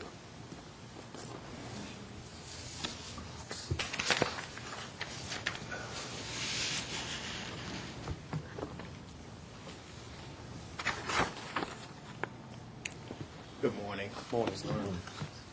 Pre-K, September 30th, all school divisions report student membership data to the Virginia Department of Education. Pre-K data is included in that membership count that is shared at the September, what we call the Fall Student Record Collection Report. So all divisions report their pre-K count at that time. Then my next question would be, I'm back here looking at your capacities and all that, and I see where we're like 65% in some areas, and it fluctuates back and forth with 61%, and then we're over the top on the other areas. Would not redistricting and rezoning alleviate some of that issue? I know Chesapeake, they rezone every 2 years, so that you'd actually, when we're looking at it, and we're looking for the vision, we're going to actually get a truer vision of the citywide, and instead of, I know previously we've been shipping, for example, I'm going to just use where we are right now. These kids here within this area, within a 3 or 4 mile area, they go to 5 different schools, elementary school. Right. I mean, so is there a reason for that, or is it just because that's? There is a reason, if I may. Sure. Primarily, it's the location of the schools. We have a very concentrated area in the downtown area for our student population, as we do on the northern end. As far as the biggest assumption would be, well, let's build another school in the downtown area, and that would solve some of that. But because we have such a concentrated area, we do have to send students to various locations well beyond, and we get the concern from many parents of, I pass X amount of number of schools. When we look at the capacity number, we're going to get to that, but as we take a look at it, on paper, it does seem like, well, let's just shift some students. But when we talk about shifting some students, because we are so spread out, this city, we're talking about really widening those attendance zones to where students, the best example that I can think of right now, if we were to address the issue of Kennedy perhaps not being at as much as capacity as John Yates, we would have to move the attendance zone for John Yates, that is at the driver area. We would have to move students from the driver area to go to Kennedy. And so that shows you how we would balance that, so that in turn we would have each school at its capacity. And that's just not something that the board has had discussion with, even though we've talked about it, but we haven't decided that's the right thing to do right now. And I think what has happened over time is that as a new school has come aboard, for instance, with the new Pioneer Elementary School, there will be some shifting that will happen there, but there's not been one major redistricting while there have been conversations about that. And when is the last time we rezoned or redistricted? Totally? Yes, sir. I can't. Mr. Napier might know that. Hill Point Elementary. You mean total division? Division-wide, yeah. City of I've been here Suffolk. 24 years and we've never done it. And is that a norm within the school, when you're doing school? Is that I a think in norm? our situation, yes, it is the norm, because when you talk about redistricting an entire city, sorry, then you're talking about doing a lot of what Dr. Whitney just said. moving students that live within 2 or 3 blocks of a school to a school that's 10, 12 miles away to get those numbers evened out. And you have to start chopping up districts. They aren't contiguous anymore. And it's just a very difficult thing when you've got students, a lot of students in one spot and not many students in another. For instance, downtown versus out towards Southwest. Okay, but we had, in the past, and I know this is past because that school's not in existence anymore, but we were taking people, and I'm saying we because all of us are in this same boat, and we're going to all be rowing out the same direction. But we were taking people from Saratoga and taking them to Robinson. Yes. That wouldn't be considered odd? Or was that the norm then, or? It was very odd, and we've done some corrections to that because of the concerns. But have we corrected all of those areas? No. I think the way to correct that would be an additional facility in the downtown area as well as we know, the high-growth area in the northern end. That's where the two high-growth areas are. I guess what I'm trying to get at is if we did redistricting, would we not get a truer picture of where our needs are so that we would know and we would have something to come to the citizens and say, look, we need a new middle school here, we need an elementary school here, and the reason we need that is because this is where the pockets of growth are. The pockets of growth are the central Suffolk and northern Suffolk. We know that. And anybody that doesn't know that, I don't know where they've been, but that's what it is. And stuff. And I think that's where we've got to somewhat address it. And I just think, I'm surprised that we've never done rezoning or redistricting, or whatever you want to call it. Could I would like to say that I believe that there are 2 elements that go into redistricting, and I'm just guessing that we haven't done it because you have the geographical situation and then you have the racial distribution.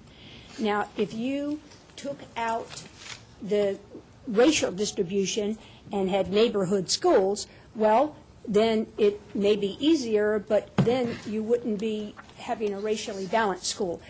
I think that has gone in, and it's not to say that we shouldn't do it and we shouldn't do it right away, but that's just an explanation for why I believe that it Ms. Bouchard, you're absolutely correct. We are still under the federal mandate of racial balancing our schools. It hadn't been enforced to its fullest extent, but we still have to look at our racial balance in schools. That's what we're faced with. So can we not wait. And the other point I'd like to make is that I've been in this education in Suffolk since 1965. I don't know of a single school system that has totally redistricted their entire school system. Any school district is totally redistricted. Well, Chesapeake has done some significant redistricting through the years, and they've had to because of numbers. They do it in certain pockets, yeah. They do. And the only thing I will say is, we can't just build a facility every time the numbers make us go there. So, and I know I grew up in the school system as well, and I lived in the Bennett's Creek area, and I went to Chuckatuck until it was closed. So, and I had a wonderful experience. So, I think we need to maybe not get so hung up that we can't do something. Maybe we need to look at it and see if there's any way we can do something. I'm not saying we can't do it. Oh, I know, and I didn't take that at all. Why right. It is a big deal, and that doesn't mean we shouldn't do it. I understand that, and you have to work within the law. Absolutely. It's not just a geographical thing. That's all I want to say. Councilman Miltier. What about the school zones? You have school zones for different grades. That should work. Okay, if with school zones, what it would do, it would give you a racial balance plus a mixture. Have you all tried that? Well, we currently do have school zones.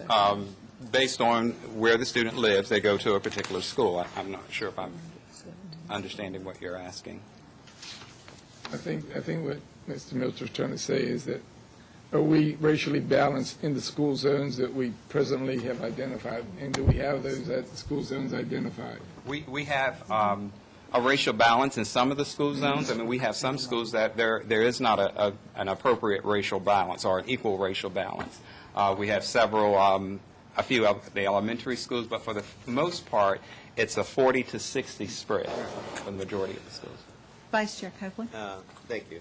I think that when we're looking at the rezoning, which could possibly take place, but as been stated, be prepared, and we would certainly need the support of the politicians, because then the parents will be coming after you because of the fact that some children will be transported at a longer distance than others.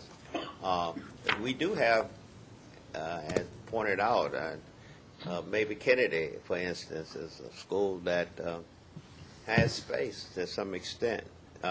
But you would be pulling kids from a long ways to Kennedy as opposed to Yates. And if the politicians are willing to help us out with that, then that would be a plus sign. Yes, Mayor. Councilman Gardy, I know you had your hand up a long time ago. I apologize. Well, for the people who may be watching and don't have the benefit of the chart, I'm on page 26. The numbers we're talking about from 08 to 12, the increase in the public school population was 2.3, which represented 65 students. Is that correct? Yes, sir. So, Not significant. in the 5 years, is that not correct? That's not correct. That actually reflects the difference between 2011 and 2012. Okay, so we had 65 people, students coming Just in 1 year. 1 year. That's reflecting that. What happened to 344? What does that represent? 344 is the difference between 2013 and 2018. So that is a projection over that period of time. That is about 5 or 6 years. So you're projecting a 2.4 increase in the next 5 years or so. That is correct. Okay, thank you. That's just to put it in perspective of, I don't think the numbers were put out to the public. Thank you. That's all I have. I was going to say this here, and I had 3 daughters, and each that attended public schools, each and every morning, we went from the core city to Southwestern, and I did not complain at all. They got a very good education at Southwestern. So sometimes we have to do what we need to do to make things work. We just need to do what we need to do to make things work until we can do better. I'm not saying we can't do better, but we need to make things work until we can do better. And we need to use all our facilities. If someone has to travel other 2 or 3 miles in order to get a more quality education or make things work, then I think this is what we're going to have to do. Because sometimes you just can't afford anything else. Look, ma'am, Madam Mayor, one of the things that I think for me as a board member and as I talk to my neighbors, when we at the beginning of the year, we looked at, I'm sure you heard about it because it was televised, we met at each school and talked about transportation. And as we talk about it theoretically or philosophically or in whatever way, and as we actually try to implement it, it takes me, depending on the traffic and the time of day, from where I live just to get here 45 minutes, okay? Just depending on the time of day. Today it took me about a half an hour, but oftentimes depending on when I leave and the traffic I run into, and I'm not stopping. So if I were thinking about trying to diminish the population, say at John Yates, where it's very overcrowded, to add to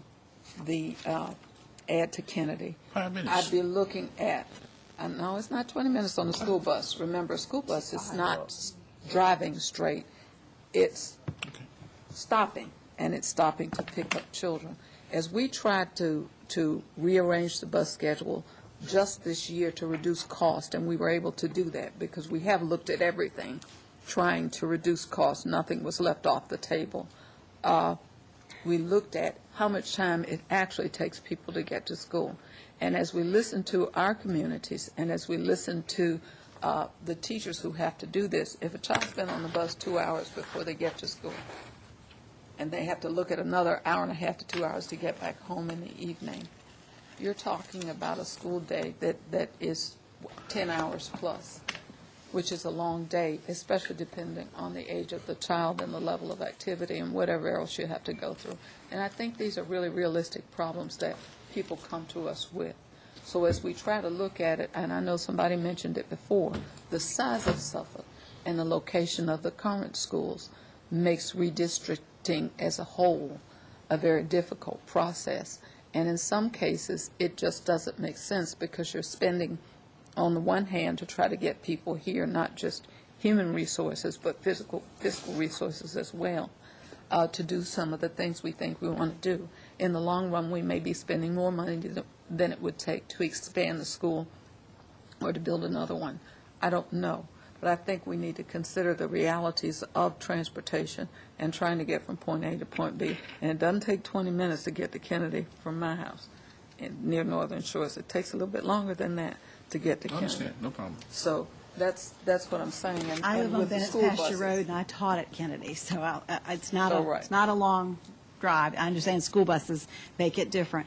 And I'm not saying that we need to look at the entire, but I do think we need to consider it, and we need to, and it's not for us to consider. This is something the board has to decide if they want to consider. We can't have anything to do with that, obviously. But I do think we need to look at where these seats are and the fact that in some of these places, these seats are unoccupied, and, that we could do something in the interim, because like I said, we can't just build a building, It takes a long time to build a building, first of all, and second of all, it takes a lot of money. So, and we have a lot of buildings in our capital improvements. So we're just saying, again, it's another alternative to look at. It's another thought process to take down that path. And it takes me about 20 minutes to get to Bennett's Pasture from my house. Right. Well, So and just that- quite honestly, I'm just probably the saying students it's a where you different- live right. wouldn't be the ones that would be, going there. That would be going there. Right. Yes, ma'am. I just want to make one clear statement. If you were to look at Southampton County, I think it was rated one of the top schools for its pay. They have one high school, and their county is almost as large as the city of Suffolk. Almost. Not population. Larger. They're much larger, but they one high school. And I don't think those parents are complaining. In other words, we got to do things that work. That's all I'm saying. And sometimes you have to think differently. And I noticed that I think within the city of Suffolk, we had like 2,000 people work at Northern Grumman. They had to get up every morning and go to Newport News. Look at the people that go into college. They have to go from here to Norfolk State and Old Dominion every day. So we should not allow small things to get in the way of being successful. This is all I'm saying. Okay, Councilman Newman, quickly. One quick question here, just the Elephant's Fork numbers just hit my, because it's in my backyard here. There's a significant drop projected for enrollment, minus 22.3%. And if you look at kindergarten numbers, I think if I'm reading this right, 2012 kindergarten, there was 133 enrolled in kindergarten. Is that correct? I'm on page 29. Is that correct? 2012 kindergarten, am I reading that right, 133? Correct. And then 5 years later, if I counted right, I used my fingers, not my calculator. At grade 5, with the normal progression, we go from 133 to 59. What happened to those 74 kids? Or am I looking at it wrong? I don't know. Is that correct? In other words, in 2012, we're showing 133 kindergartners. In 2017, we're showing 59 fifth graders. That means they started with 133, and then 5 years later, we got down to 59. So I was wondering where those other 74 kids went. I'm not sure. One of the things, Elephant's Fork was involved with school choice in some instances where students can leave based on the academic performance of the school. That could impact the numbers. So that's how you're saying it'd be a decrease. It could be a decrease. Potential decrease. Yes. Because we look at the zones versus. So 74 out of the 133 are projected to go somewhere else? No? It could be looking at their actual attendance zones. That 133, I'm not sure how many of them were actually zoned for Elephant's Fork versus they took advantage of school choice. So you're saying that parents are choosing to remove their kids from Elephant's Fork if they have the opportunity, and I guess they're sending them to Hill Point or They could, well, I someplace don't know if else. Hill Point was one of the choices. Not anymore. No, it was a law. It's an option, but it's no longer an option. Also, I would draw your attention to the fact Elephants Fork experienced an increase when Mount Zion closed.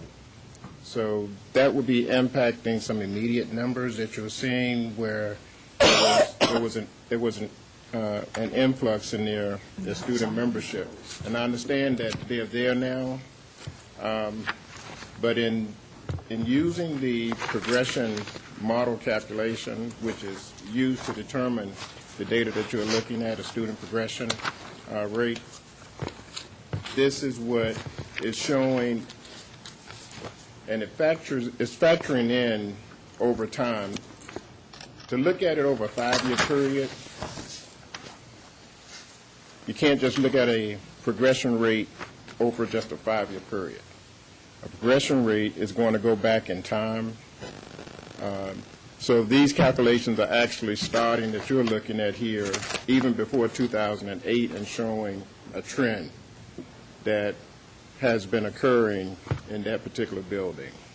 And it factored in the merger of the Mount Zion student enrollment into that data, which you also seen some boost in numbers that occurred here as well. But there must still be a significant school choice going on. I mean, if- The schools, when the new school, when Pioneer opens up, is going to take some of those students from Booker T that went to Mount Zion.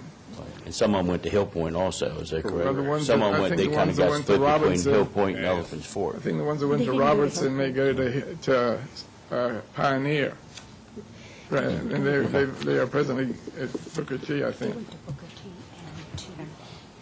Right, we need to move on to the next one. So, at this point, I think we've pretty much exhausted. I do think one thing that would be nice to know is if we could actually have a copy of the law that tells you what you have to do so that we have a better understanding of how that goes.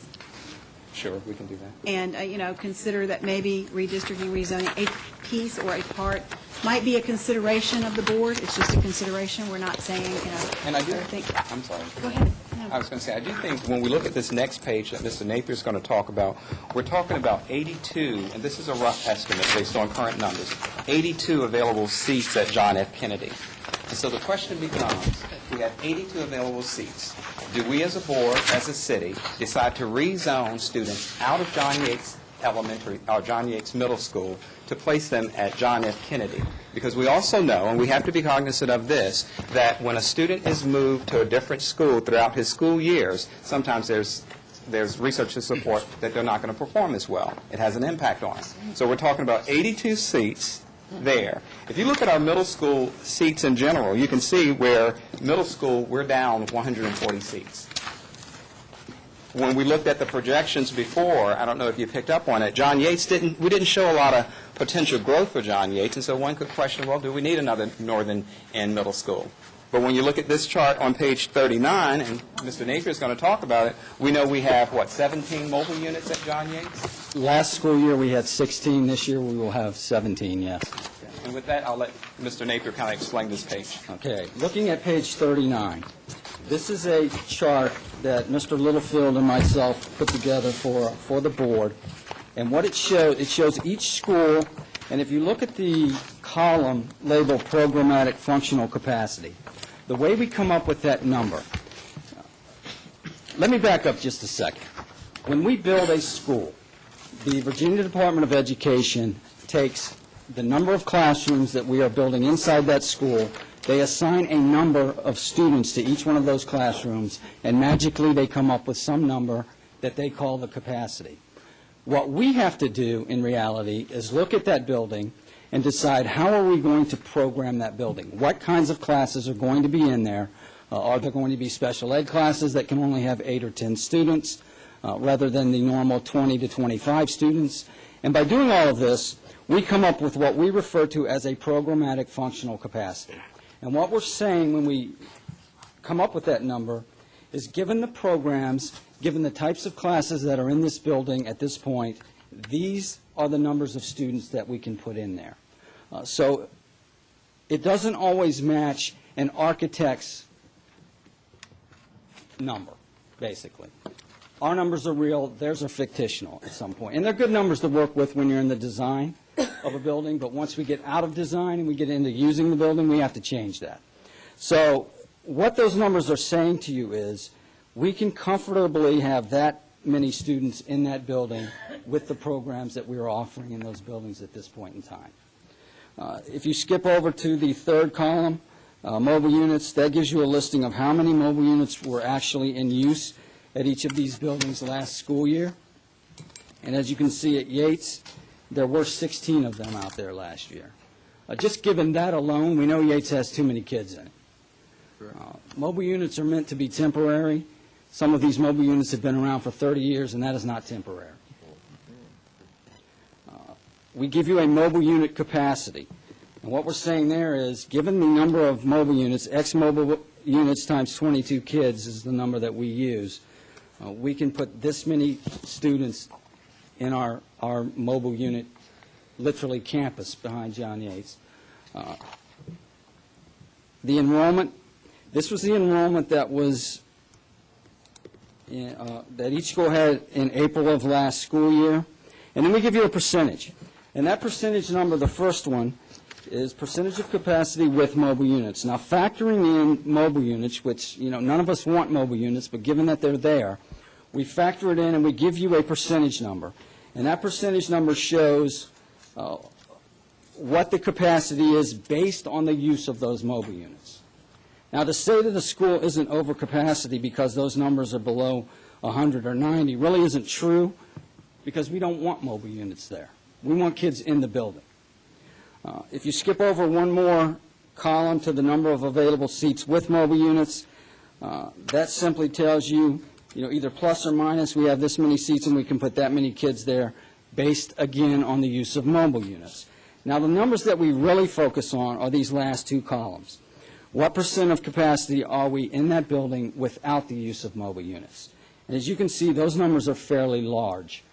We like to stay somewhere around 90% or lower, which gives us a little bit of flexibility as we change programming in a building. And you can see many of these, almost all of these, are over 90%, many of them over 100. And this is factoring out the use of a mobile unit. And then that last column shows either plus or minus the number of seats or the lack of seats if there were not mobile units at that campus. These numbers, for us, these numbers are real. And this is what we look at. How are we using the building, and how many kids can we actually put in that building based on that use? Any questions about that? Questions? Councilman Parr?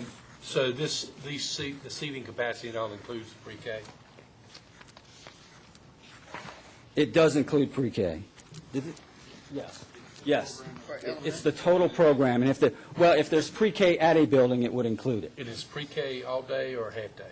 All day. Pre-K's all day. My question, and I thank you for your presentation. You mentioned that when the architect and the engineers get together, they design a school, and I think you used the word fictitious. In reality,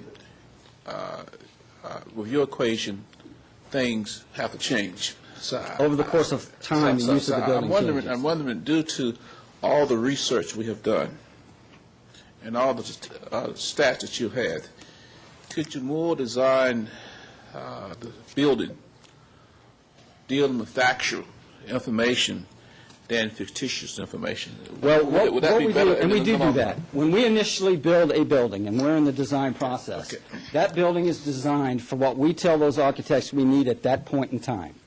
Now, 2 years from now, or 5 years from now, or 10 years from now, that may change. I guess the question is, instead of looking at it for now, and we all have to look toward the future, could you look at it and project 5 years? Do you have that data to look what it may look like 5 or 6 years from now, so you can design a school for the future instead of designing a school for today? I think We attempt to do that, but it's challenging because you don't know which populations are going to increase. Specifically, special education populations increase, and as Mr. Napier shared before, that may very well mean that we need a smaller classroom for a small population of 8 students. Or, for example, Elephants Fork and our older schools, the 3 schools that were built in 1979, they didn't have computer labs. Well, we've changed a room into a computer lab, which decreases the capacity for students in that particular school, as well as whether or not this school population will need a remediation room. We jokingly say sometimes as we toured Hill Point, I can remember we had a teacher workroom. This was for teachers to go in, and I laughed and said, yeah, 2 years from now, it'll be a classroom. Because the population will grow or the need will be there for a special program of some sort. I would like to remind board members and council members, we did project Southwestern to hold, 750 students, and because of finances, we were limited to 507, so we'll probably be outdated there after a few years. 650, your Pioneer Elementary you're referring to, right? Yes. Yeah. Mike, you got plenty of money. Pardon me? Tim, you got plenty of money. Didn't hear you. What'd you say? Moving on. All right. Next on the list, this is a form I'm obviously very familiar with, is our capital improvement plan. But we wanted to include it because the need is there. Obviously, when we work with this plan, we provide to you what we need or what we see we need based on numbers, based on projections. I'll let Mr. Napier go on. I don't want to. It's on page 71. Oh, I'm sorry. I skipped the maintenance facility. I can't believe I skipped that. Let's go back to that. Mr. Napier. And that is on page 40. If you turn to page 41, what you will find there is a study that was conducted by RRMM Architects for us in October of 2011. And the reason this study was done, once we closed Mount Zion as a school, I don't know if all of you know, currently our facilities department is located, along with textbooks, is located off of Freeney Avenue in what once was the East Suffolk Primary School. If you've had the opportunity to visit that building, you know it's old, it's not climate controlled, it does not offer us any type of warehousing capabilities. It really is not conducive to operating a facilities or a textbook or an archived records department out of. So one of the ideas that we had was once we closed Mount Zion, what was the possibility of converting the actual school building that was Mount Zion into another purpose, one of those being an operations center. And beginning on page 41 is the entire study that RRMM did for us, and I'm not going to go over all of that, but I would like to highlight a few things. If you can jump to page 44. This is a summary at that time of total costs of what we could do if we were to convert that into an operations facility that I'll get into in just a second. And what I'd like you to look at on page 55 is a current floor plan of what that building looks like. And it was an elementary school, as you know. So to move in there as is, we really wouldn't have a better situation than we currently have now. So what we thought we could do, and RRMM went in and checked this for us, could we take that facility, could we convert it into something that would work for us, but at the same time, could we move several departments there rather than have them spread out all over the city? So if you turn to page 56, what they came up with was a conceptual layout. And the bottom line is they said, yes, you can do what you're asking us if you can do. The costs associated with it were outlined in 2011 dollars. And this is what they came up with. And this is a proposed site plan. And as you can see, that white gray building is the existing school. And in the back of that is a warehouse facility along with trade shop facilities and the ability, if you look at the red and orange blocks, to expand it at some future point in time. So what they were giving us here was office space, and if you turn over one more page, to page 57, you can see what we did, or what we would like to do with the existing building, is combine food services, which is currently out near Forest Glen, archived records, which is off Freeney Avenue with us, textbook storage, which is operating out of 2 mobile units at the same Freeney Avenue site, a print shop, which is over off White Marsh Road, my department facilities, which is also at Freeney, and put them all in this one building. So what we were looking at here and was basically converting the building into usable space for all of those departments, but at the same time, adding a warehouse facility to the back of that property with trade shops, which would just be more conducive to the entire operation. I don't know, I'm sure you've traveled down Freeney and you know the neighborhood back. It's very difficult to get tractor trailers in and out of there. There is a loading dock that was built in, I don't know, 1875 or something on the back of that building. Truck drivers have a fit trying to just get us supplies. We don't have the ability to buy in bulk, which would save us more money because we simply cannot get those. We can't get a pallet off the first floor of that building. We have had to literally go in there and jackhammer doors open just to be able to get custodial supplies in there. So it's just, it was a school, it was a great school, it's just not conducive to the purpose that we're trying to use it for at this point. But the Mount Zion site, on the other hand, it's a good site, it's centrally located for us. We could get tractor trailers in and out of there if we used the proposed site plan that RRMM came up with. And it would just be a much more efficient operation, and we could house several departments in one location rather than have them spread out. Good. Mr. Mayor, can I have a question? Vice Mayor. Is the school board aware that 460, I think it has already been approved, the money set aside, I think it's $2.3 billion to extend 460 from Suffolk to Petersburg and be traveling at 70 miles per hour, which means that 460 should be a corridor due to economics. If we're going to build schools, if we're going to build our city, then we got to focus on ways and means to help us to get there. And as I look at the future, 460 and perhaps 58 with the port facilities, looking at 460 and others, and when I look at your proposal, there's nothing wrong with it.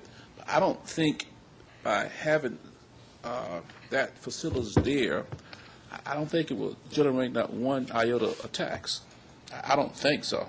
So it may be a good facility, but from my perspective, and I haven't talked to no one else about this right here, but I would say for smart people to get together and have that facility there, in which we can put a business there that would generate the tax dollars, I think that's a very bad idea.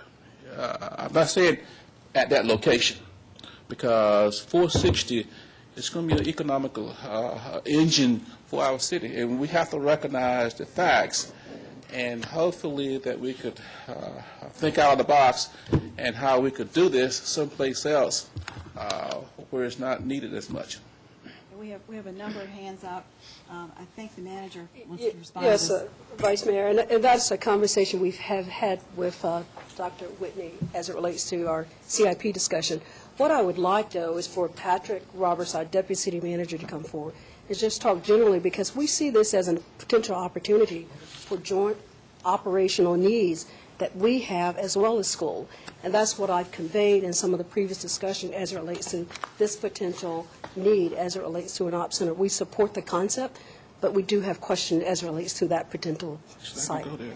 Pat, if you would. Oh, sure. I think the primary thing the manager was indicating was that that site is, the 460 site is not the highest and best use. Just from a land planning, facilities development, the Vice Mayor indicated we stand to benefit tremendously from the new 460 out in this corridor on Business 460. It is likely to increase the viability for commercial, retail, industrial, all number of uses beyond an institutional use or light industrial use on that site. So again, simply put, we think that the Mount Zion site, we believe very firmly, is viable for commercial development that would add to the local economy and to the tax base and be a stimulus for jobs in that corridor in an area that is specified for that.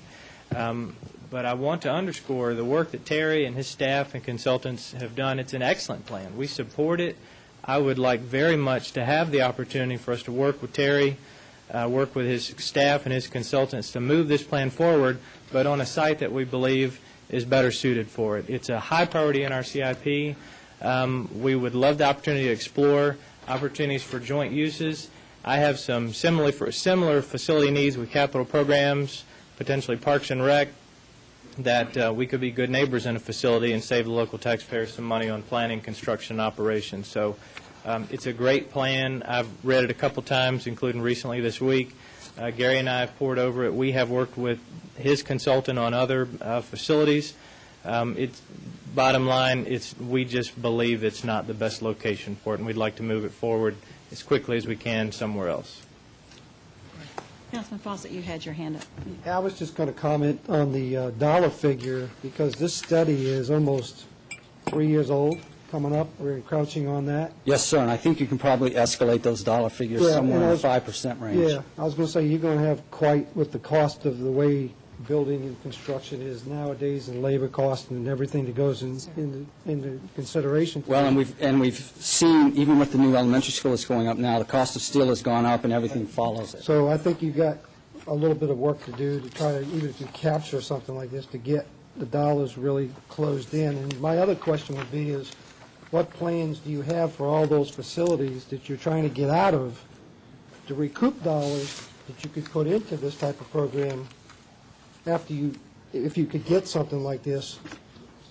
What would you do to get the dollars recouped from the sale or whatever of those properties that are out there that you're not going to no longer need, such as either a vacant school that you're not going to use? Yes, sir. When the new school comes online at Pioneer, for instance, Yes, the sir. school that's going out. What is the plan to get rid of some of those dead weight things that are doing nothing that we could probably generate and get off the map and do something else with the property lines? The school board does not engage in the sale of property. What happens, once we close a school, which is exactly what we did with Robertson and Mount Zion, if we don't repurpose that building, then it reverts back to the city. At that point, the city gets to do whatever they want to do with it, essentially. So it's city property if we are not occupying it. Yeah, I'd be curious on that other process here is what the real true dollars closed in would be if we did the project in 2014 and 2015. Though we would certainly have to have the numbers updated, but yeah, we could just escalate those costs, because we're guessing. If we push it out 2 or 3 years, we're guessing again, because we don't know what's going to happen in between now and then. So we just escalate the prices that we have, and generally it's fairly close. Councilman Carr. I think this is a great opportunity for us to do a joint thing, and we seem to forget that we're like the school board and the city council. We're just like a Siamese twin that share vital organs. We're trying as hard as we can to separate each other, but it's not going to happen, because if we separate each other, we're going to die on the vine, and we just can't do that. I think the use of this property for that purpose would be a poor commercial use of it. In addition, I believe that building's had some prior environmental issues. Maybe y'all got those corrected or not, but I think if you go and you start on a fresh slate of soil and you combine, I think you'll see efficiencies there. Obviously, right at this point, I think the only thing that you're renting is the White Marsh Road, the print shop. Is that the only place you're paying rent at now? We actually don't pay that rent, I don't believe, do Well, we? we pay for you. We pay. Let me rephrase it. The Yeah. taxpayer is paying rent for Yes, the sir. print shop via the city, whatever. It's still, but we're paying the rent. But the other ones, the facilities that you've mentioned, I think we already own stuff. With the exception of our SAO, yes. Councilman Dooman. I think you also agree that it's an excellent opportunity to combine for some joint operational needs. I mean, if we can consolidate that, it's going to result in less personnel and more efficiency, and you'll be able to buy in bulk and store material in a site that we can both use. And I also agree that while Mount Zion is a excellent location with work, it does provide more of an opportunity within that corridor to generate income for the city and the taxpayers to kind of relieve that burden. But I think from the school system standpoint also, it's something that you want to look at sooner than later, because it's something that you need, and we need to address that.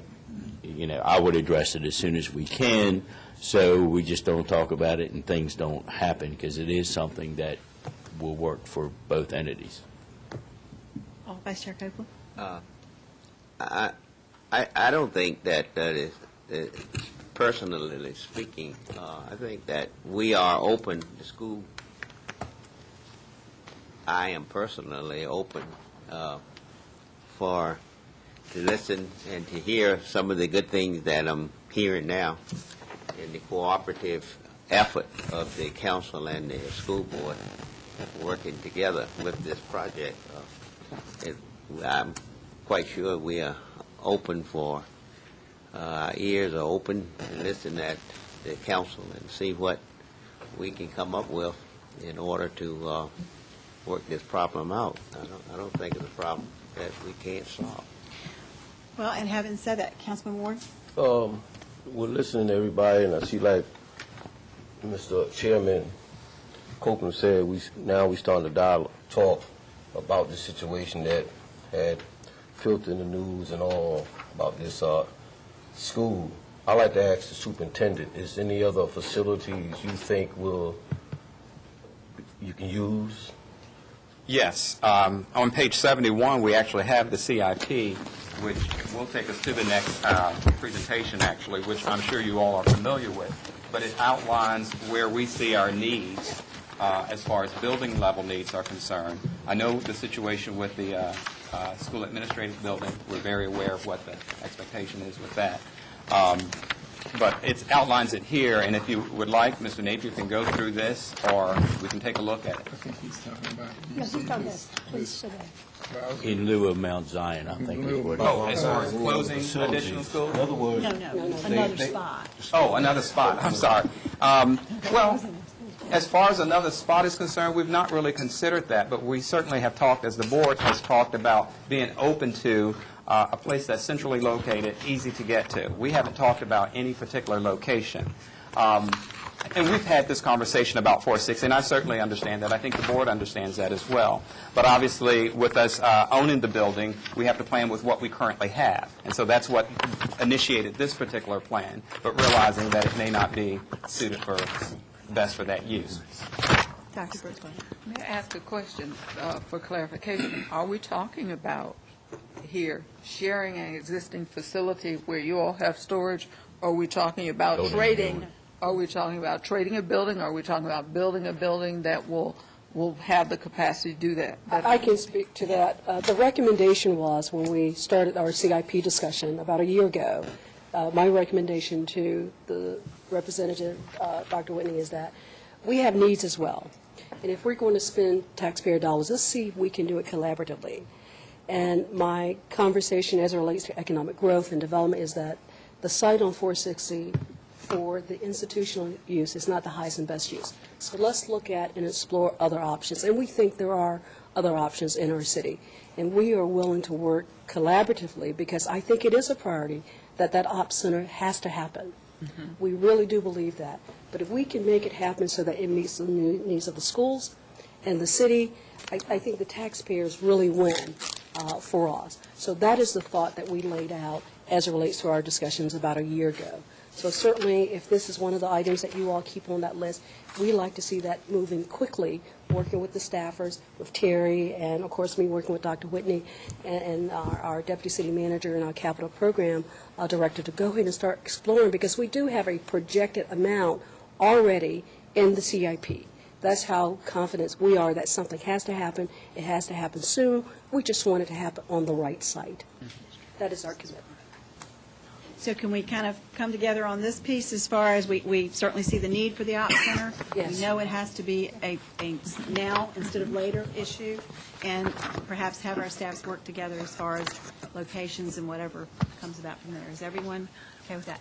And having said that, I'm not going to stop you, but after we complete this piece, we'll just take a quick break maybe and then continue on, and perhaps we'll end around 1. We've got such good momentum going. We had said 2 hours, but I think we're doing really well. So, if it's okay with everyone, if we roll till about 1 o'clock or so, would that be every? And then that's so. We'll let you complete your section, and then we'll go from there. Thank you. All right, we're going to jump ahead to page 71 in your notebook, which is, and you've seen this before, I'm sure. This is a copy of the school board's approved capital improvements plan for 2013 through basically 2023.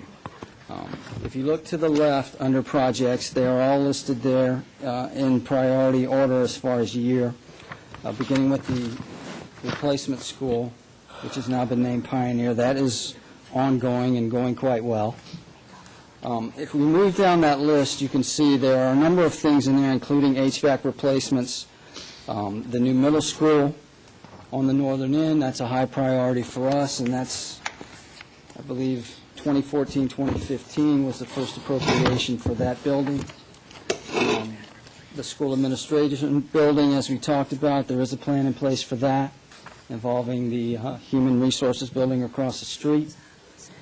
Hazardous materials management, which is what we use for both asbestos situations and other things. That's in place, which is good. Again, we have more HVAC replacements, and if I could just focus on that for just a second. These HVAC replacements were put into the capital plan because currently we have schools that are operating with systems that are aging out, and so they range from 17 to 32 years old, these systems, and they're done. We don't owe them anything. We included it in a capital plan because we felt like it was appropriate to be a capital improvement. I know in the past when these rooftop units were put on these schools back in the mid-'90s, it was done as a capital project. So these things are showing up in there because we've reached a point where it's really become very inefficient to even try to keep them operating. It's costing us at times more money to fix a unit than it would cost us to replace a unit. The other thing that we are looking at here, and it's not just temperature in these buildings, it's environmental controls, primarily humidity. The current systems that are in place at these schools provide us with no active humidity control whatsoever. At the time they were put in, that was not the issue that it is today. So we have temperature capabilities in those buildings only. So we run into other issues environmentally because of that. By changing these things out, and we've done a couple of schools, John Yates Middle School we have completed, and last summer we changed out the units at Nansemond Parkway Elementary School. We went back with systems that not only provide temperature control, but we actively can control humidity in those buildings now, and it makes a world of difference, not only in comfort, but in the number of situations, costly situations that we have. So that's why those were in there. Moving down that list, the new Northern Elementary School is in there beginning in the board had it in there for 2014. I believe it was shifted to 2016 in the city's final plan. The operations facility that we just talked about, the board had that in there for 2013-14, and I believe the city plan indicated that would be moved to 2014-15 to begin and 2015-16 to complete. Again, more HVAC replacements, and we tried to space these HVAC replacements out. We know it's a lot of money to do them all at one time. Honestly, it would be best if we could do them all at one time because the older they get, the worse that situation becomes. Then we move down to those things that are way out there. John F. Kennedy Middle School, there was a dollar figure put in there for 2015-16. It was moved to 16-17. And again, those dollar figures, it's very difficult to know what the costs are going to be at that point in time. So we just take current costs and we escalate them and hope they're close. It's a best guess when you get that far out. A new elementary school in Driver, and the board had it in there for 2016. The council's version had it in for 2019. Florence Bowser Elementary School was slated to be closed in 2018. Renovations at Forest Glen, John Yates, Elephants Fork, Lakeland, Nansemond River High School, Kilby Shores, Nansemond Parkway, and then a new high school way out there in 2022. So these are the priorities that the board has outlined for the next 10 years. And these recommendations really are based on where we are now, what we think we need now, and when we think we're going to need it. Certainly, it would be good if we could push all of this up, but we do realize that, funding is what it is, and we do the best we can do with that. But based on the priorities as we see them now, that's how these things were listed by the board. And that may change this is a working document. You want to speak to page 71A, Mr. Napier? Yes, page 71A, if you turn over one page, these are the prioritized HVAC requirements or needs that we've outlined. Essentially, all of these were covered in the capital improvement plan lines, which refer to HVAC. But what we did at your request, we went in and we spread this out over 5 years. And what we've given you here is for each one of these years, what our priorities would be and the cost in today's dollars. These don't have to be escalated beginning in 2014. As to what our priorities would be as far as HVAC equipment replacements if the funding were made available to us. And as you can see, in the first year there, Booker T, Elephants Fork, and Kilby Shores, we've had a number of problems with those. Those units are actually 32 years old at Elephants Fork and Kilby Shores. I'm surprised that they run at all at this point.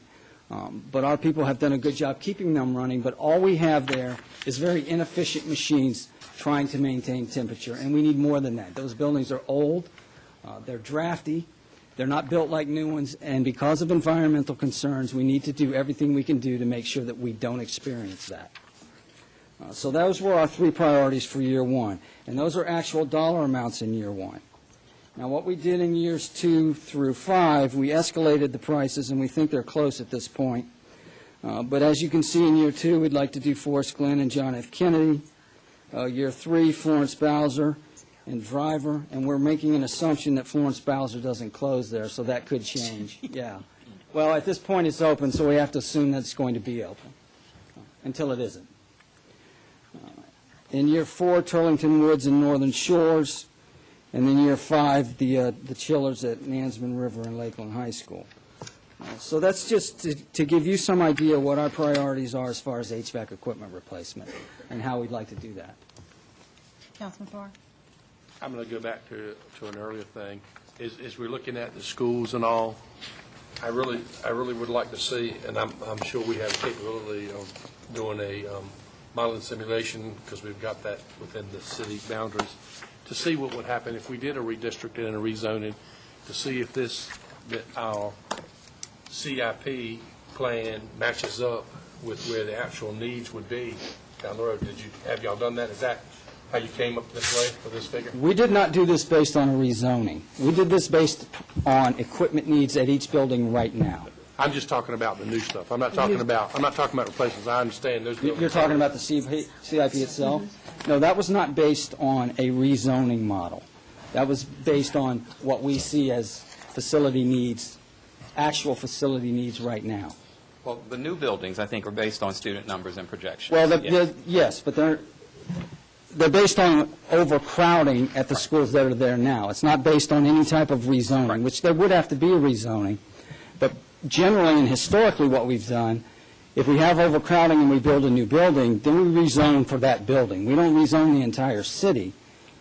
And you're talking about something different. Well, yeah, but you can still, we have, in today's technological world, we have the ability, I would assume, to, just like they showed what happens if you have a flood at 4 foot, 5 foot, that we could actually do that on computer and all, and might not raise the hullabaloo that everybody thinks it's going to do, which well, we do. We have. I would, just to answer to a question. We have the earlier. capability to do mock rezonings. Mr. Littlefield at Technology has, what is it, John? Yes, it's your system that I think he's using. So we have the ability to go in there and do a mock rezoning. That's how we can tell you what we would have to do to move students from Yates to Kennedy. That's exactly what we did. So we do have the ability to do that to see if we're really putting the school where we really need to put the school. Well, it depends on how we're going to rezone it. See, if we go in and we tell this machine or John's program, do a rezoning for us based on school location and make sure that everybody's going to the school closest to their home, it'll do that. And it's going to come up with some boundary lines, and I can't even tell you what it would look like, and I'm sure it would raise many, many questions, but But it would be a starting point, right? well, it would be a starting point if we wanted to do an entire rezoning. And then you're going to have to tweak that somehow. You know, there's just no way for us to know what that would look like without actually But doing it's something it. we certainly can do. Yeah, we can I'm run talking that. about- Right, I'm not saying you're going to physically do it, I'm saying you're going to electronically and technologically do it, and you look at it and you see, because if you build a building over here, and all the pipeline development is over here, what have you done? Well, what we've done is relieve overcrowding at the school that we're trying to relieve it at. That's what we've done. But in the future, that school might be underutilized because all the development was over here, and then you'll have to go and build one school over here. That's a possibility too, You yes. follow me? Yes. I think Dr. Whitney and I could probably sit down and put together what the variables might be, and pipeline development might be one of the variables, as well as some other limitations that we want to lay out. So if the board and council wants us to investigate that, I think we can work on what those variables should be and work with the IT staffers on see what what it would kind. look like, certainly. Because I don't know what the answers will show, and we can feed in the CIP projections as it relates to needs as well. So if we And it find could very that, well show exactly what you've Right. got here. at least that would confirm what is projected as it relates to what the cost might be for us in future needs, years for some of these facilities that we've sort of see in this recommended. That would make me very Member happy. Bouchard. I think it's very reasonable what you're saying, that we should rezone, or that we should think about rezoning so that we can see what our real needs would be. That's what you're saying. Correct. Okay. And tie in what's projected in your plan. Well, this as it may relates to not facilities. be, if you actually do that, this may not be valid at all. Maybe. Or it may be valid, Or it may completely be more valid. valid. You know, But, yeah. okay. And we could tie in some of that development stuff. As long as we put that piece in there, because we don't know what's How to going put that piece to be in there. built in Yeah, the if you don't future. put If that we in could there. get that in there, Well, you got to have that, because if Then we you could don't have that, focus you're that shooting in- yeah. in the dark. We can work on that. Yeah, if we have from the city their development plans We for do. various We areas, can- and we add it to whatever projections we're going to do, then we can look at it. But it seems like we've identified that certain areas of the city are where we're developing, so it seems reasonable to. We're also redoing the comp plan, which seems to be like it's going to stay very close. Close If to we what- don't, I don't see any huge changes, but we'll go from there. Vice Mayor, I'm sorry. That I was going to say, when I began to look at your capital plan for the schools, I remember some years ago, we had a very aggressive capital program. That's when I think we were building a school like every other year for so many years. And as the city continues to grow, it seems like to me you also have a very aggressive plan. And I do believe if we can continue to have meetings like this and continue to find a way to work together in a homogeneous fashion, we can accomplish things that we thought we could never accomplish. But what I want to just remind both parties that a few months ago, we went to New York for the ratings. And your ratings is very similar to your household. If you have a higher rating, you borrow money for less. if you have a very low rating, they will shake your hand and tell you to come back next year. So this rating is very effective. As I look at this capital improvement plan, this is the plan that we have to borrow money for. So the higher our ratings, the cheaper we can borrow money. So as we look at the three agencies that's evaluating the city, we need to do all we can do to make sure that we can impress upon them to get the highest possible rating so we can get the lowest possible cost in order to have capital programs. And when they began to look at this, school was one of them. So we're going to have to look at our schools. And all this information that I present today, we're going to have to find some kind of way to improve in those items, because this is going to help us to get a higher rating. And also the city as well. But if we work as a team, I think we can get the highest possible rating. So if we want this capital program, I'm asking the school, the city, let's work together and accomplish this task so we can borrow the money at a low cost, and we can save the city a lot of money, and we can accomplish these capital programs and perhaps more others. But this is something we have to work with, because if we don't get those ratings, if they come down, then we're going to have to pay more, and chances are a lot of these capital programs you're looking at is going to fall off the table. So we have a challenge, we have a choice to do all we can to improve our ratings. I just want to improve. And this is going to take everyone working together. It's the school board and the council to continue to push the ratings. I know our last piece is the joint shared services. Would you all like to take a brief break? Yes, please. Just get a drink of water, stand up, take your legs a little bit, and then we'll come right back.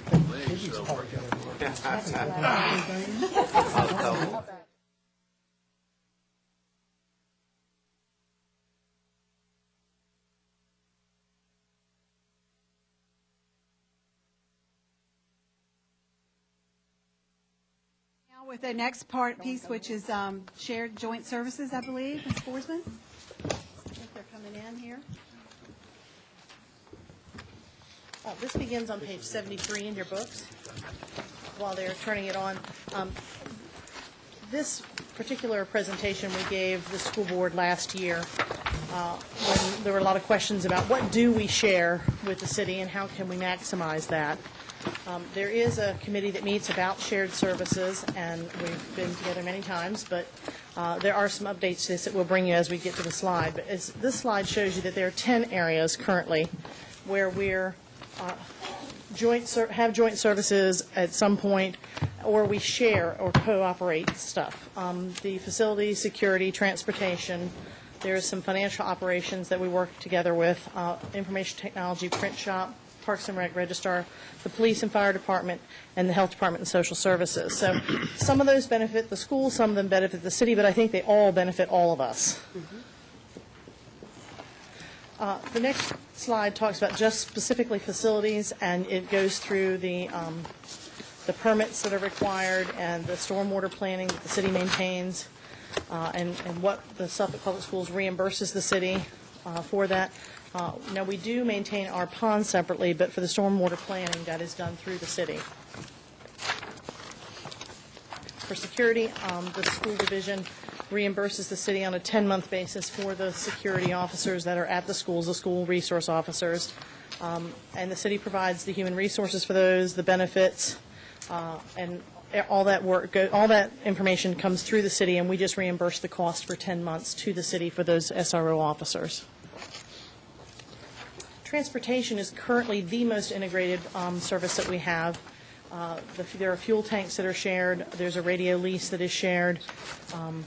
Transportation purchases its parts from the city when those parts are cost effective for both of us. We share a space. And so the city maintains the purchase inventory. It maintains the computer for that inventory and the staff to oversee that inventory. And the school board has billed the cost plus a portion of that overhead. And I want to make sure and emphasize here that the school division could not provide those services for less money than we're paying that.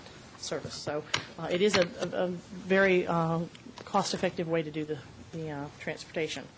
For financial operations, the city treasurer manages the banking relationships and the investments and reconciles the bank statements and works with our finance department on that. We work together, as you know, with the other post-employment benefits to fund that pool and to work with the city treasurer, who has membership on that board that works with other post-employment benefits. For capital projects, the finance department pays the capital projects directly. We send the paperwork over, and the check is cut to the vendor.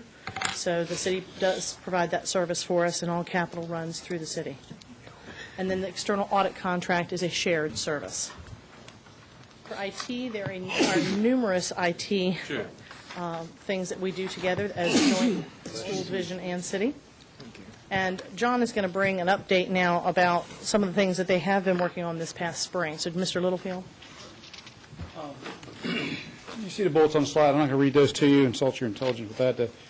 But most recently, we've been looking with the city. We've actually discussed the potential of sharing phone systems. We've determined that was not cost effective. We've also looked at the possibility, if we both had similar types of phone systems, if we were both Cisco-based, the benefit from a expertise component and also spare parts. So those are some benefits. We currently share fiber connections to the transportation facility, the North Suffolk Library, the Chuckatuck Branch Library, Parks and Recreation at Kingsford Middle, Northern Shores, Oakland, Booker T, Creekside, Mac Bend, Sleepy Hole Road, the old Navy transmitter site, that facility is shared also. The mentions about the internet service up there, I just want to sort of highlight that a little bit. We purchased transport, a 1 gig transport all the way to McLean, Virginia. And out of that 1 gig transport, 100 megabit of that is provided to the city. The city's billed for that portion of it, and we share those resources. There's a lot of little pieces to that that make it beneficial to both parties.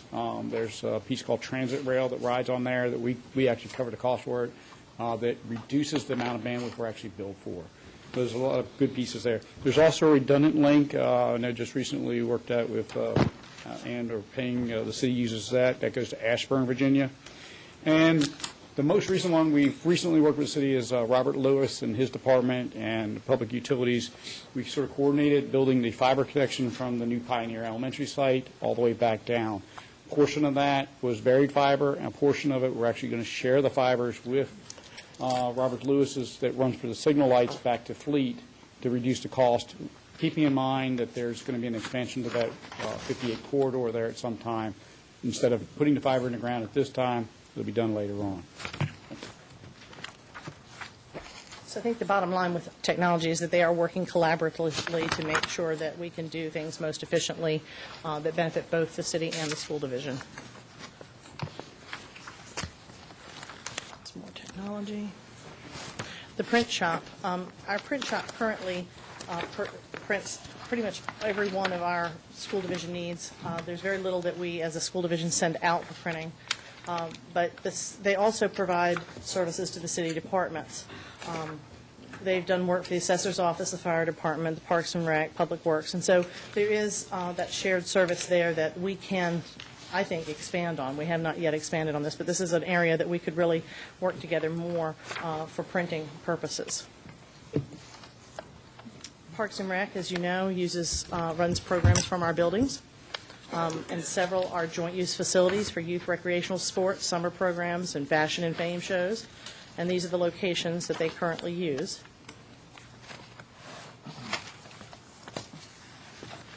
The registrar's office currently uses our buildings as polling sites, so there's collaboration there for polling sites. They're not billed, but it's something that we provide as a service, and they use the buildings. And our school calendar is built around this. We try to build our school calendar around those dates. These other departments use the sites for training, for graduations, for different community development and things that they're running for their particular programs. And so we only bill the city for those custodial and utility services. It's a joint service between the two of us. And so it's only the actual costs that are billed. Health Department coordinates with us on immunization.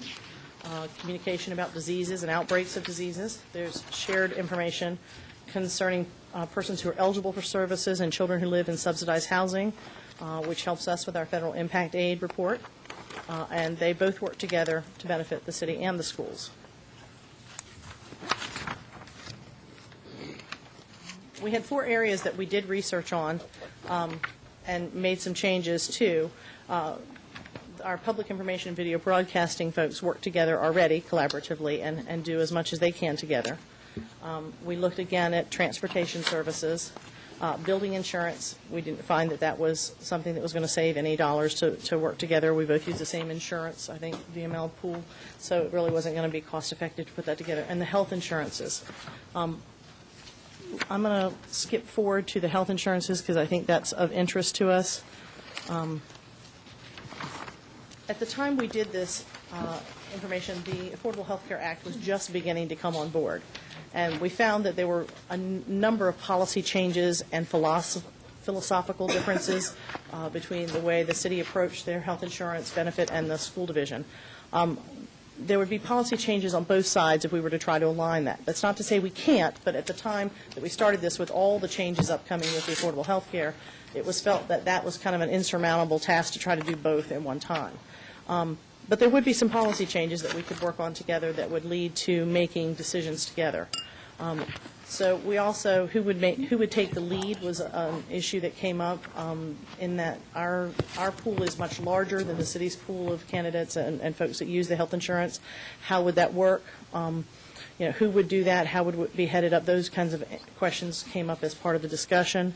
And then what staff would be responsible for merging or desegregating the data, because that's a huge issue when you're talking about being self-funded and what are the major cost outliers there and what drives the cost up, to know how that's working and disseminate that information. And again, it all goes back to open enrollment and all these pieces that would really have to be pulled together. So it would be a multi-year thing if we were to start working towards this. And it was felt that with the Affordable Health Care Act coming on that it was not the time to try to change everything all at the same time. But it is an area that we could look at again. Here's some more on the health care. That was the comment that I was responding to with that asked about earlier. Is the schools are grandfathered in against major expenses? Yeah, as a self-funded group, we are grandfathered in against adding on some of the things that the health care Affordable Health Care Act requires. And so when you change things significantly, then you're not grandfathered anymore, and then you have to pick up those costs. And so we have to be very careful. And the city does too, I'm sure. They have some things that they're probably grandfathered in. We'd have to be careful because any change that we would make coming together may take us both out of that grandfathered status. And so those things would need to be identified before we tried to make a change. We definitely need to understand. Yeah, understand a lot more about those and what the cost of those could be for us.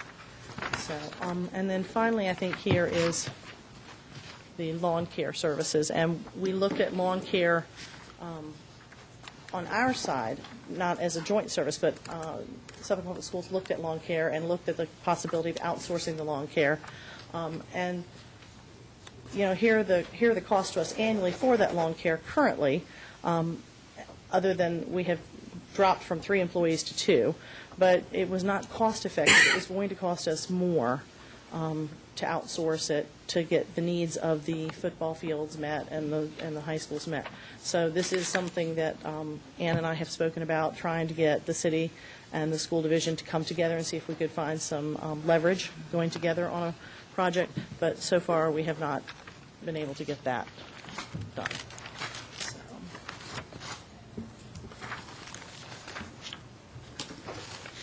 I will tell you, just as an update real quick before we ask some questions, our purchasing departments are currently meeting quarterly and looking for ways to collaborate.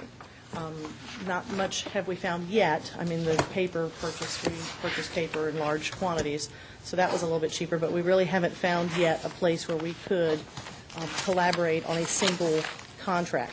Now, we do have collaborative contract. It's in the contracts that we can use your contract if your contract is better. The same information is in ours. So we do work off of each other's contracts. We just have not yet found a place where we could work together on the same equipment or the same purchase. And they are looking for opportunities quarterly that they can do that. Councilman Parr? Two questions. Yes, sir. Under the other post-employment benefits. Yes, sir. I think you told me previously that you now make it the retiree now, when they become 65, automatically goes to Medicare? Yeah, that's always been, yes, sir. Okay. And then the other, what's the deductible on the building insurance? And is it high, low, or? 5,000? 5,000. So there's no benefit there to go any higher to We haven't say seen that? it. For the number of claims we've had, no, sir. And so did we look at outsourcing maintenance and any of the other food service or any of that? Not any discussion yet, those, Or yeah. doing it as a joint, Yeah. coming together? Not really had many discussions on those items Okay. yet.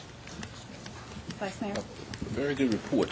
I was very elated to see how well that you and Ms. Ann work together trying to reduce cost and share services. And I was going to suggest, and I mentioned this many times, is that when we look at a regional effect, eventually we're going to have to share regionally. And one thing constant in the back of my mind is when we get ready to build another high school, I think we should look at a regional effect. I'm talking about a school deal with physical science, technology, modeling, simulation. And the reason I'm saying this, if you look at what's coming in this region and where the jobs are, it's high tech. At the shipyard, we're looking for engineers. At Northern Suffolk, we're looking for engineers, physical science, physics, chemistry, modeling, simulation. If this is where the world is moving, and I think we should move with it. And I guess what disturbs me when we were looking for engineers, we had to go to Seattle, Washington to bring engineers back. We should be able to produce engineers right here within our city. So I'm hoping that we could just do some research and combine, when we look at Northern Suffolk and all the other cities, we can go from one to another in about 20 minutes. And then I think we just need to share those services because we need to, for the school system to meet the demand of the industry. That's the reason why we're here, to meet our demands. And right now, the colleges and universities are not meeting the demand of the industry. And we just need to look at that and see, and perhaps do a much better job than we're doing. And I think we can do that by sharing services. Councilman Duman? Just a quick question. It's probably off subject, and maybe a question for Patrick. But you mentioned the Navy transmitter station.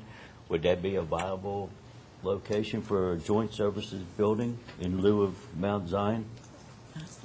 We're going to come back to you all Okay, with all the I was options. just wondering. So I don't want to put Pat on the spot, but our goal is to look at all the options, look at the needs of the schools and our needs, and see what makes good sense when you're looking at utilities, sewer, water. All of that will be part of that equation. It wouldn't be my first choice, but I think the manager. Okay, I might make an answer. Did he say would not be his first choice? Would not be. I think we'd have to widen Sleepy Hole Road. Utilities, and there's some other items. There's a As a wonderful city, building. I'm sorry, go ahead. Mayor, I know I'm getting off track a little, but this is in response to Councilman Brown. We are trying to look at, where the future needs are going to be in jobs. So at Nasbin River, we started Project Lead the Way, which is a pre-engineering program, which is just getting off the ground, because we know that that's where the jobs are going to be. And that was a perfect segue into something on it. And that is, we're trying to get another program off the ground at Lakeland, which would be a pre-medical, because we also know a lot of the jobs are going to be in medicine. And again, that's something that If you need any help in engineering, that's what I did for 39 years, and I'm also very close to a lot of medical doctors. So if you need any help there, by all means, I will volunteer my services just to give them a glass of water every now and then. That'd be fine. But yeah, we're definitely looking at where the future jobs are going to be and trying to get our students. Mr. Brown brought up an idea that I think has been batted around lately, is the city engaging in these shared services with other cities. I know that regional cooperation was being talked about 6 or 7 months ago, and I'm wondering if we've been involved in any shared services where we could save money on the city level as well as on the school board level. We're talking about SIPSU, transportation, a lot of. Talking about shared services. Well, You're right. They are so trash. Yeah, that's our biggest one that we actually regionally, that's, we.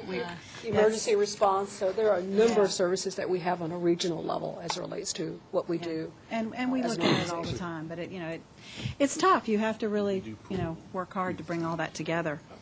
Well, I think we've segued thank you very much. I think we're where we're talking about what we do for our students for tomorrow, we've come to student achievement data, and Dr. Whitney, Yes. Mrs. Chase is going to begin with the student test scores and talk about the past 3 academic years as far as our SOL results are concerned. Now, I will say to you that what she's going to present are preliminary results. And when we talk about preliminary results, I think it's August 20th, the Virginia Department of Education will be releasing more complete results. But what we have now are preliminary results, which in years past aren't too off from where we have been, or from where we have when we see the actual presentation from the State Department. Ms. Chavis. Okay. We're going to actually move to the very last tab and come back to that next one that you're probably at now. So we're going to move on to page 102 in your bindings, and that's actually where the data itself is presented, and we'll come back to those initiatives that we're taking, and that will make more sense to you after we've looked at the data. The superintendent, Shadow, you may be aware after having read the paper and seen the news that this is one of those years, as Mr. Brown talked about, a paradigm shift. We're definitely seeing a shift in education as it relates to the way we instruct and we assess our students. And so we're in the midst now of going through a change of the state realigning standards as well as realigning assessments, creating new assessments in different formats. And we know that as we have to increase rigor in our classroom instruction, the rigor also on the assessments have increased over time. And you'll see that because we look at trends historically to kind of see where we were prior to new assessments being given, to really use also as a predictive where we need to be to get back to where we really need to be. So in your notebooks, this is not. I think this is your first page in that section. Okay. So you can look here, and we're giving you from 2009 on through 2013. As the superintendent said, 13 is preliminary data, and that's why you see that asterisk there, as well as the fact that this is the first time for new assessments in key areas. And those new areas being, those key areas being reading, writing, science. Last year was the first year for a new math assessment, and the year prior to that was a new assessment in the history and social studies areas. And so as we go through the data, you'll be able to see where the new assessment was implemented, and then in 2 cases, the scores after that initial assessment, we're beginning to trend up. Are we pleased and comfortable with where we are? No, we're not. We know that there's much room for improvement based on this last administration, and we will continue to work very diligently to get our scores not just to where they were prior to that new assessment being given, but beyond that as well. And so here in the area of reading, and the first row here would be the combined scores. 3, 4, and 5 gives you that district pass rate for 2009 through 13. You can see that we typically average around the 86 percentage point pass rate as a division, and however, after last year's new assessment was implemented, we dropped about 16 percentage points. The state superintendent warned us that whenever there's a new assessment, you can expect between 15 and 20 percentage point drops. And in some cases, we saw that. There were a couple cases where we did not meet that 10 to 15 or 10 to 20 point drop. We were less than that. And in some cases, we were above that. But at least we know, and as the state data comes out, as the superintendent said next week, we'll be able to see where we are in relation to state scores and to other districts as well. So you can see trend data here from 09 to 13 in the area of reading. We experienced our greatest decline at grades 4 and 5. Grade 8 in reading. But you can also see, again, where we typically average with our scores across the district in reading on an annual basis. The next set of data would be the writing. And writing is where we actually, as a content area, experienced our tremendous, or the greatest level of decline in our scores. And this year also, I must say, was the first year that all assessments were totally online to include writing. We did have practice sessions for our students online, rotating through the computer lab or portable computer carts to practice to use the software that the state would be implementing, that we knew the state would implement. But we believe that there was some impact there. I shared with the board last week when the question was asked, why was there such a drop in writing? We know that if you look at the 11th graders, there was not as much of a decline, 10 points, as opposed to what you see in the other areas. 11th grade writing is usually a persuasive type of genre, and that has been consistent over time, year after year. Middle school, the writing is usually in the area of persuasive, or it could be an expository writing assignment or writing prompt they have to respond to. We believe that the 11th graders were pretty consistent, if you look at the score, while there's a slight decline, because they've always had to respond persuasively in their writing prompt to the state. Middle school varies, again, between a persuasive or expository. But at the 5th grade level, it could be anything. It could be a narrative. It could be persuasive, expository, or descriptive. Our kids do very well in writing narratives. Coming out of elementary school, they do that very well. So our focus for next year, for the current school year, will really be at our middle school level, exposing them to more of the expository and persuasive styles of writing in preparation for what we know is expected now on the SOL test. I must share with you that the teachers are operating somewhat in the blind because they don't know what the tests look like. We don't get that information until after the test has been administered. The math test was administered, new assessment was administered the first time 2 years ago. Well, this current school year, the one that we will start with the kids in September, will be the first time the teachers would have actually seen the test that will be released to us. The teachers will know what to expect as far as the assessment the kids will be given in math. We've not been told when the others will be released to us, so teachers can have that to use as a guide.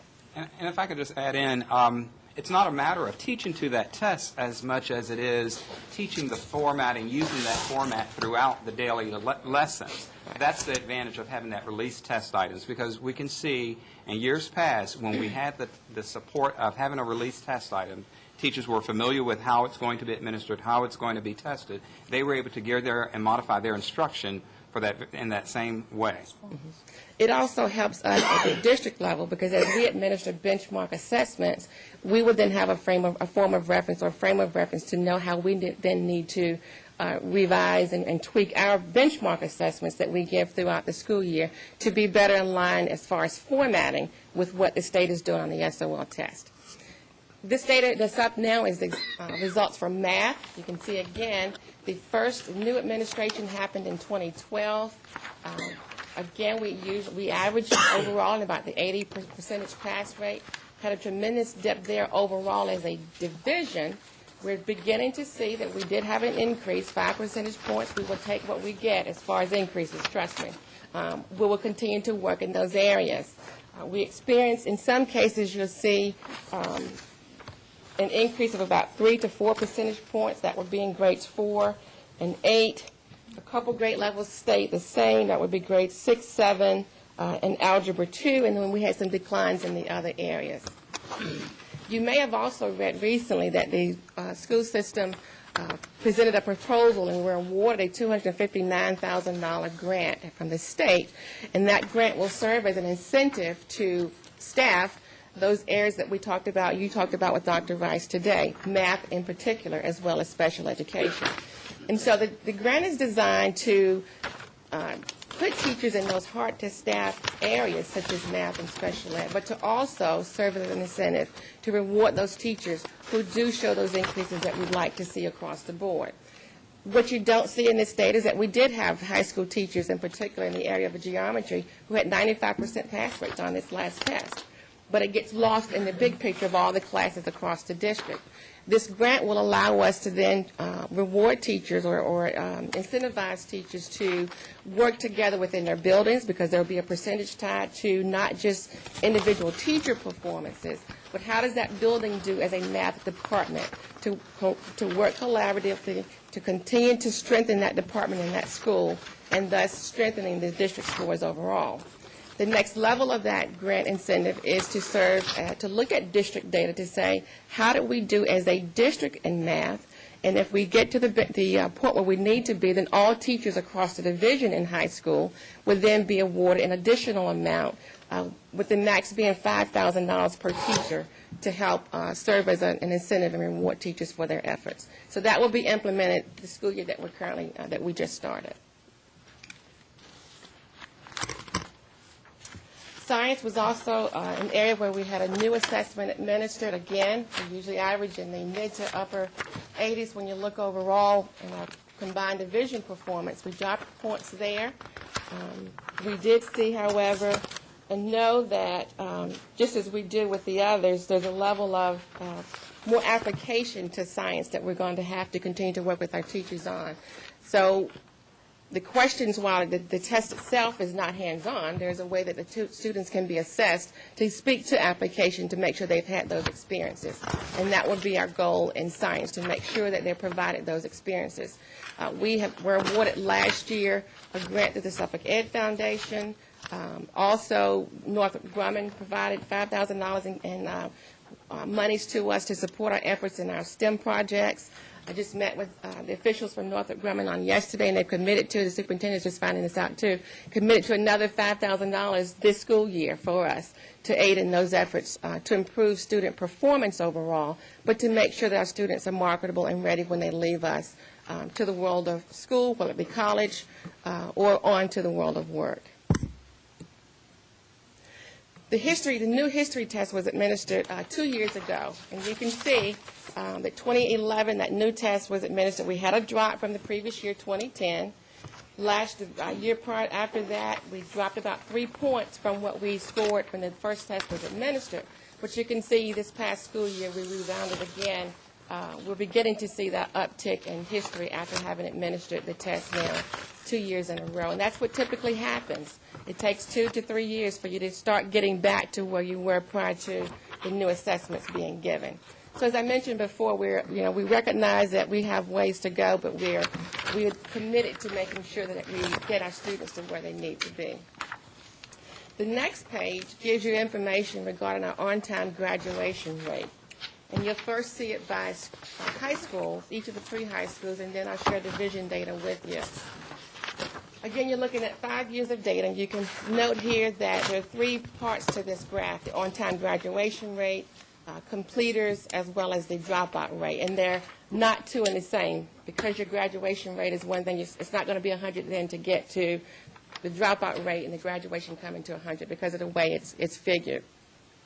So here for Kings Fork High School, you can see in the bench, the cut here, you can look at Kings Fork High School, the on-time graduation rate, where they've gone from a 67 or 68 percentage point number of students graduating, percentage of students graduating on time, to last year, a 79.8% with the students graduating on time. And that's cohort data, looking at students when they come in as 9th graders, and then the expected 4-year trend that they complete within 4 years.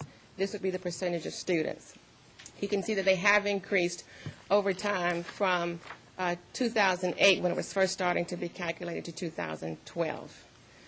You can also drop to the bottom and look at the dropout rate, the actual dropout rate, 79% in 20.8% in 2008. And that school has declined to about a 11.9 or 12% dropout rate over the last 5 years. So they're definitely trending in the right direction, and we're pleased with that. This is Lakeland High School. And the on-time graduation rate, again, 2008, they had about a 69% percentage on-time rate cohort, looking at that cohort, and they've increased to an 84 or 85% on-time graduation rate. And the dropout rate has decreased from 26 or 29 percentage points to 9.8. We do believe that the new program that Mrs. Foster mentioned earlier will also aid in increasing dropout and decreasing dropout, but increasing grad rates across the district, because it will be, and we'll get into that in a few minutes, a program that will be designed for students to come from all over the city to go to Lakeland for that medical program. So you'll probably see once that program is implemented, you'll begin to see those graduation rates increase as we start looking closely, as we do at Nansemond and IB program at Kings Fork, really catering to those interests of our students. Nansemond River High School, they increased their grad rate by about 9 percentage points, from 80.7% to 89. And then they've decreased the dropout rate from 14.8 or 15 percentage points to 6.7. And as a district, the dropout rate has decreased, and our graduation rate has increased from 72% of our students graduating on time within 4 years in 2008 to 84% this past school year. The dropout rate has declined from 22% to 9% of our students, only 9% dropping out. And we have some things in place also to really look at that. We'll speak to that as we get to the other section of this presentation. Any questions about the data? Yes, sir. The dropout rate, I remember a couple of years ago, y'all had a glitch in your system where people were moving and they weren't tracking them. Where does that number come in at? Where was it in 2008 that you corrected it, or 2009 or 2010? I think Kevin Austin spoke to it at one of the meetings, and there was they were, I don't want to call them lost boys and girls, but I think it's the tracking has improved over the years. 2008 obviously is where initially we saw the larger percentage. But as we kind of tightened up with the tracking and following kids more thoroughly, that's where we see the increase. So, but yeah, it was 2008 that we kind of noticed that. And my other question, under the math, what's going on from 6th grade to 7th grade? And just for the general public and for me, when you say rigor, if you'll explain what rigor means, and if you'll explain that if I sat down to take the SOL, what transpires? Do I sit at the computer and do I have a time limit, punch in, punch out, or do I have all day to take the test? I mean, because, when we I guess we called them standardized tests when we filled in the bubble. I mean, there was a time limit. But is there a time limit if you take an SOL? There is no time limit. The students are there until they complete the test. We've had, in the first year of the new math assessment, that was a concern because we had students sitting there for 5 to 6 hours trying to complete the assessment. What the state did do for us this year, if we wanted to, and they were, that was the extreme, I want to say that, but we did have students who sat through that, to be quite honest. The state did give us the option this year to break that test up by 2 days. If we could take it in 2 days in lieu of 1. And so it is not time. They have as much time as they need. But it is no longer the bubble paper pencil. Every assessment now is online, which is new. That was the first time this school year this past school year that happened. And so we have to make sure, and we work with principals to schedule students to give them practice time with the computers online, with what we have available to us for them to have those practice sessions. That becomes a scheduling nightmare for some, especially at the high school levels, when you're talking about 100 kids trying to make sure they get that practice, but it's something that we have to do. When you look at 6th to 7th grade, and again, it's a very good point, because if you even look back to 2009 here, we've struggled. That's been the one grade level that we've struggled with our middle school students. What happens here is with the Algebra 1 scores, that includes middle school students. So in our curriculum for math in the city of Suffolk, there's a pre-algebra, there's a general 7th and 8th grade math class. We also offer algebra at 8th grade. Those who are taking that 7th grade class would be those who are not in perhaps an algebra class. And so we have to do more to really focus on the needs of that population of students. Again, across the board, we need to address the way that we're teaching. And when we talk about rigor, it's not giving them more work to do. It's not necessarily making the work harder. It's getting kids to think more deeply, to think more critically, which in turn becomes harder for some students. And it also challenges the teachers to have to teach differently and think differently about the way they develop and implement their lessons. So when we talk about rigor, it's not giving them more work. It shouldn't be giving them more difficult problems to solve from the standpoint of, I'm a 5th grader who's going to give you a 7th grade problem. It's what's appropriate to increase the level of critical thinking for that child, for all of our children, to get them to think more deeply. So I sit at the computer 2 plus 2 comes up. and I Not choose- anymore. Well.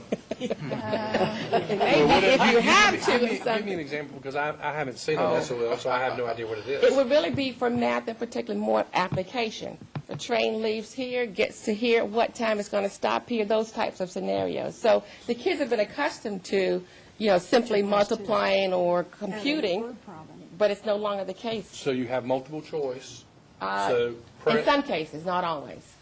And the multiple choice would be, you have to actually, it will give you, let's say you have to work the problem on the computer.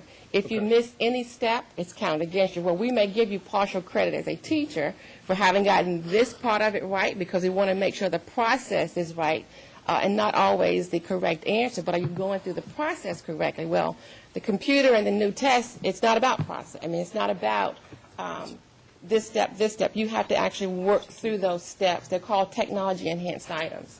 So in reality, then, if you're a poor reader, you're going to fail at history, you're going to fail at math. It would be difficult. And it's just going to be a trickle effect all the way through the thing. It would be difficult, yes.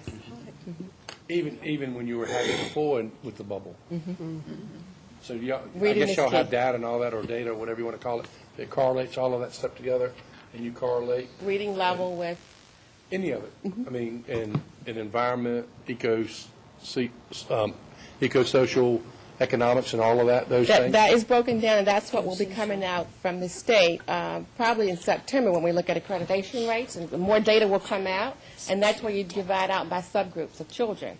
Gap information is what it's called. When you see that, it will look at black, white, Asian, different ethnic groups, and that impacts across the board. So when I talked also about a paradigm shift, it's also now breaking down more by subgroups to really make sure we're targeting every student, which was not the case. It wasn't disaggregated that way in the past.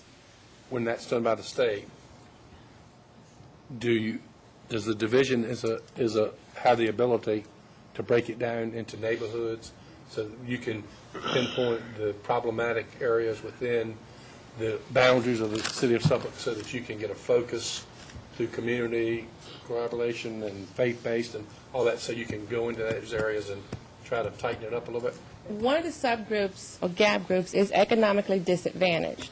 However, the district has to be very careful, because the state will not say, well, we're not allowed to label children by, they're based on the income of that family.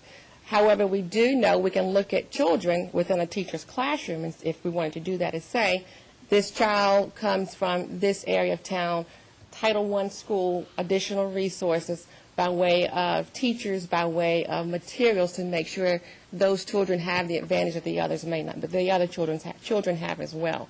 So Title I schools provide that leverage. They're to supplement for children who come from low-income areas. We have 8 Title I schools, school-wide Title I programs now. And so while we can't say that this child, based on test results, disaggregate that out to look at an economically disadvantaged status, we do know that they're lumped, and we can pull that out based on schools that are Title I, which are most of our schools that are of high poverty. So you have programs already in place that actively go into the community where the problem is and address it?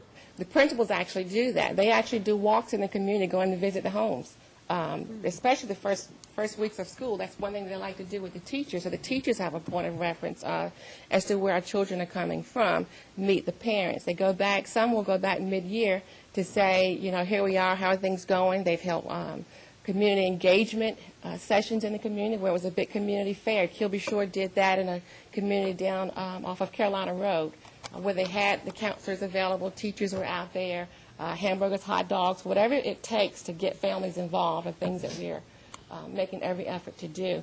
You'll also see in this next segment about a parent liaison in our Title I schools, and that's to provide further that homeschool connection to make sure that we're reaching out to our parents as much as possible. And let's move on to that Okay. section. Sorry. May we just to add one more thing, Councilman Parr, when you were talking about the disadvantaged portion, this new test that's being given completely online. Of course, if we think in terms of how many children don't have this technology in their homes, and how many children do have the technology in their homes, and looking at things economically as well, those children are definitely at a disadvantage no matter what we try to do in schools, because when we have labs, we try to get them into practice, but of course, if they've got all of that in their homes, they're much more accustomed to it. So whether it's in effect or not, that the state and the people who are adding up these scores won't give us credit for, the reality is that children who have the technology and use it on a regular basis are much more at ease and much more likely to perform better than those children who don't. Yes, ma'am, I know that you're getting ready to move, but I just want to if I could commend first the schools for your increase in the graduation rate. I thought that was a big deal. Thank you so much. And when I look at the SOLs, and I want you to stay encouraged, because some people look at it as this is a very low score. I look at it as an opportunity. It's a great opportunity to get the teachers to think differently and the students to think differently, and perhaps the parents. I had a granddaughter, I think she was in algebra 2 or something like this year, and me and my wife, we was helping her. And it was very hard to get her to focus. We went online, and we had to constantly encourage her. Those problems are very deep. I mean, it's not no 2 plus 2. It's very deep thinking, but we practice and practice and practice, and she passed that test. So I know it could be done, but you can have to think differently, and everybody has to change if we're going to get the scores up. So I want to continue to encourage you and encourage the teachers that this can be done. Just to think differently, that's fine. I have no problem with that. Excuse me. I know you had your hand up a long time ago, so I just wanted to give you that option. In test score, is there a gap between males and females in testing? We have seen gaps between males and females. Our girls continue to outperform our young men in some cases. And, Mr. Parps pointed out the 7th grade, we actually, at one point, we were seeing a trend with 4th grade. And so it's that transition year. I don't know if it's that middle baby year or what that happens. But 4th and 7th grade will continue to be in areas that we have to look closely at. Okay. All right, we're going to move on to this next piece, which is kind of what we're heading to. Okay, so we're going to go back then to the tab prior to this, and we're going to start on page 96.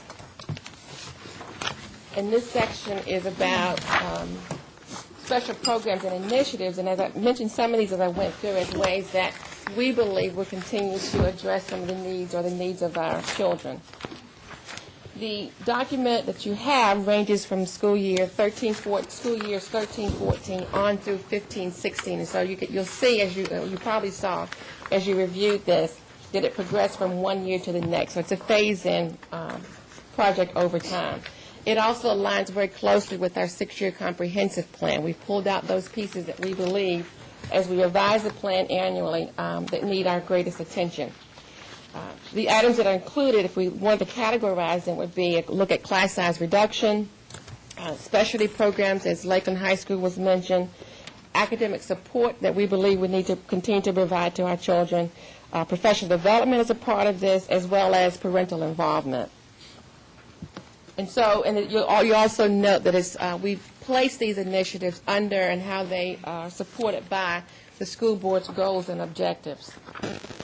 On the very first page, you'll note that there's mention of the grant I mentioned to you a few minutes ago. And so it talks about the grant, but how we will need to sustain that after the first year. So the state may allow us to resubmit a proposal to continue that incentive for our math high school teachers. But if not, we need to consider that we would like, after we go through this first year, we need to continue to look at how we can sustain that effort over time. Again, class size reduction, you see that through each of the 3 years that are listed here.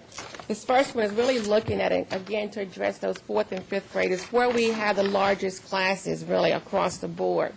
We have a cap based on a state initiative from kindergarten to 3rd grade in some of our schools.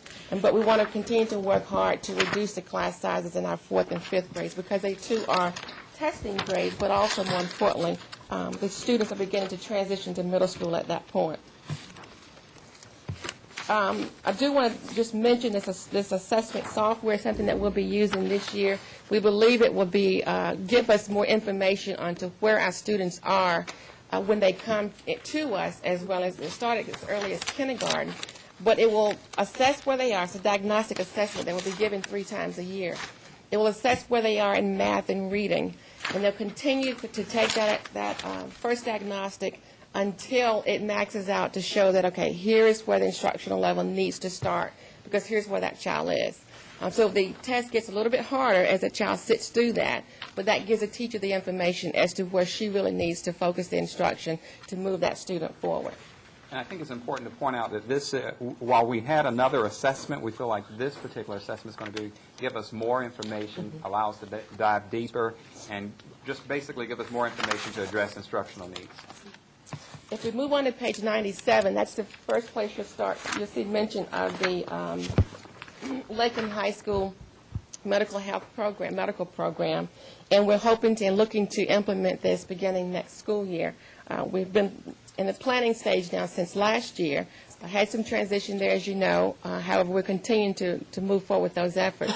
Northrop Grumman has committed, actually, because they have some partnership with EVMS to support us in providing a partnership between Suffolk Public Schools and EVMS. So we'll be meeting with them on that. So there was some changes that will happen at Lakeland High School. Again, this will be a phase-in program as well. When we talk about the importance of reading, we implemented and revisited our reading initiative in this district 2.5 years ago. But we believe that we need to continue to look at that, and that's why you see here the early literacy academic support piece listed. That provides that homeschool connection to make sure that parents receive training and parents are given support to help their children become better readers. You also see on this page the academic support that I mentioned before in the areas of math and reading. One conversation, or as I presented the graduation data, and one question that was asked earlier was about things that are happening to help keep our children in school or retrieve children who perhaps have dropped out or on the verge of dropping out. How do we get them and keep them? Two of our 3 high schools currently have part-time graduation coaches. And they're part-time coaches, but they're full-time teachers. And so part of their time is spent really looking and identifying students who are struggling in high school. Their focus of the last 2 years have really been on those juniors and seniors. They have worked with parents to keep the kids in school. If the child is in a detention center or regional jail, they've worked with them to get them back once it's time to make sure that that transition is happening. So they're collecting data as well, and they're a big part of the effort to increase the graduation rate and decrease the dropout rate. And that's why we've included that, because we believe full-time coaches would benefit us well in lieu of teachers who have double responsibilities serving as a coach. And that's happened at the principal's discretion because they had some flexibility, but that flexibility won't be there in the future. So if we could fund that for them, would be a tremendous help.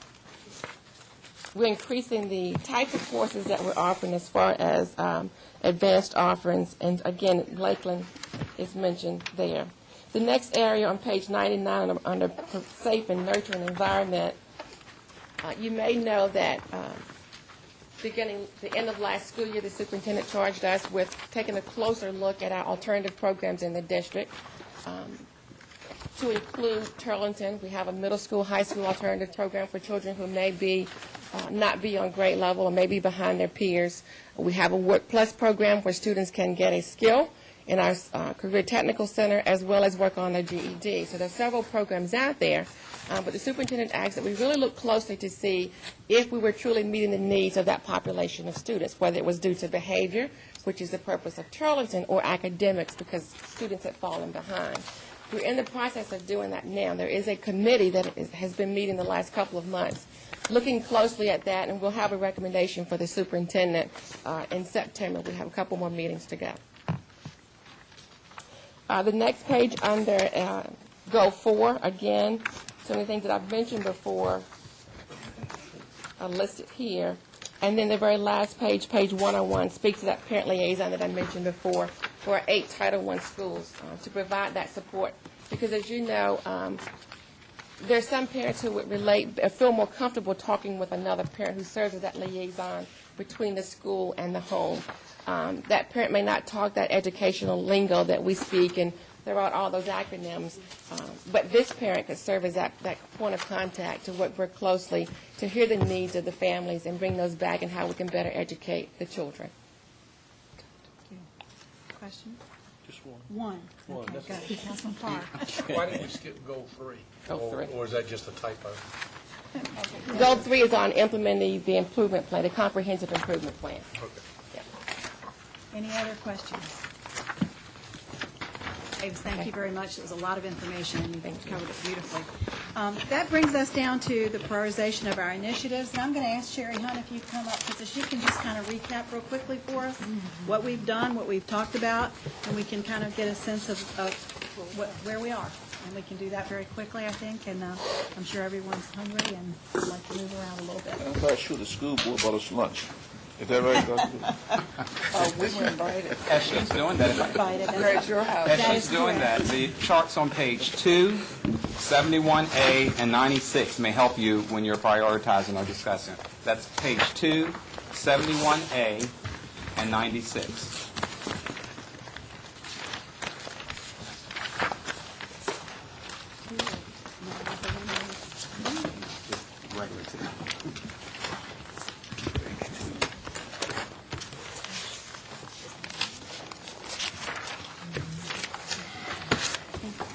We move that just a little bit.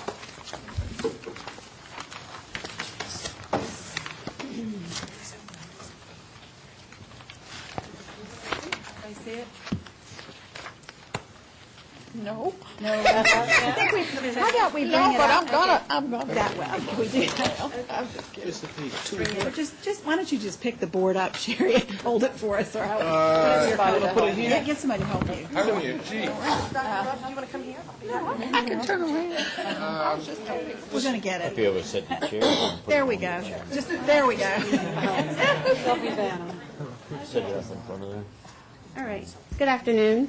I've identified some of the actions from today's meeting, and it's based on the agenda and the key initiatives that you all wanted to discuss today. So we start with A, under compensation, competitive compensation. Number 1, we talked about detailed information on exit interviews being something that, the school system could provide for us. Number 2, teacher total compensation package. Again, we were talking about looking at the salaries based on the salaries and the benefits. Under number 1, employee benefits, provide incentives for the wellness programs, similar to what we do in the city of Suffolk, and also work together to reduce health care costs. And again, that's a joint effort between the school system and the city.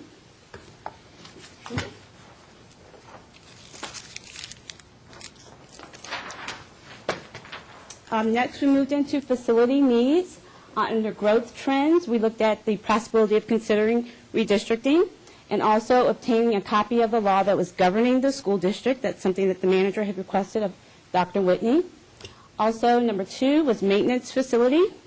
The school and city staff will work together on joint operations center solution, again, recognizing that Mount Zion site is not the best choice for an operations center.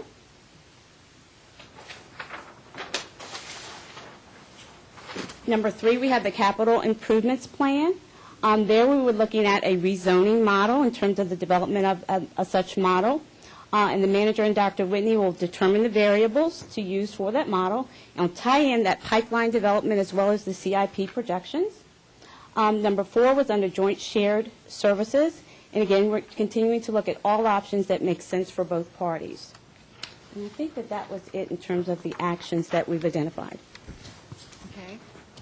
Dr. Whitney, would you like to spell that? I know we have these pages that you referred us to, one being the first piece, that Right. competitive. Right. And I would agree.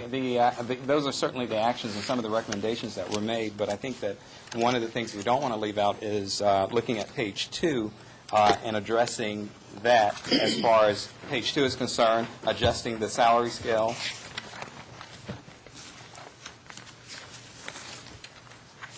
And page 71, what we've done, of course, is prioritized it by year, the HVAC equipment.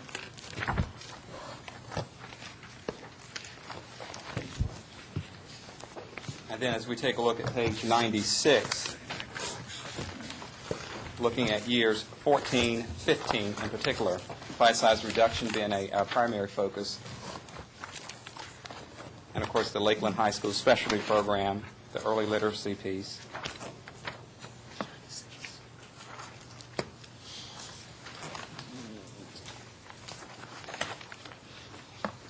Graduation coaches, additional courses,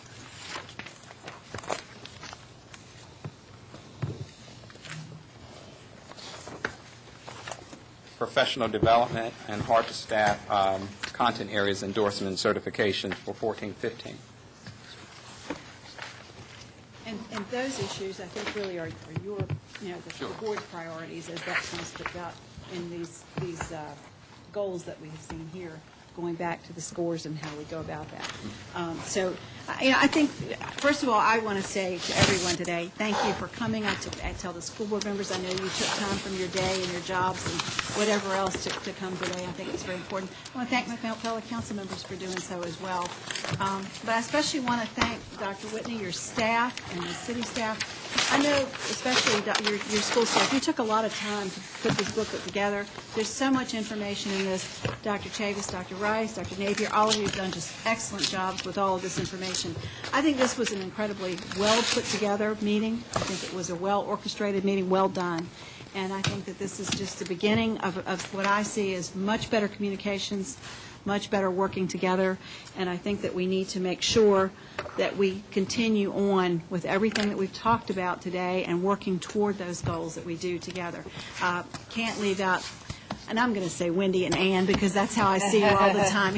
You all work numbers so well, and you do such a great job, and you work so well together, which is something that's very, very important for the city and for the school. And Councilman Duman, you got your hand up, but we're going to go in just a minute. I do. I'll be quick. I didn't know if we were going around, but if we're not, I would just like to comment on a couple of things.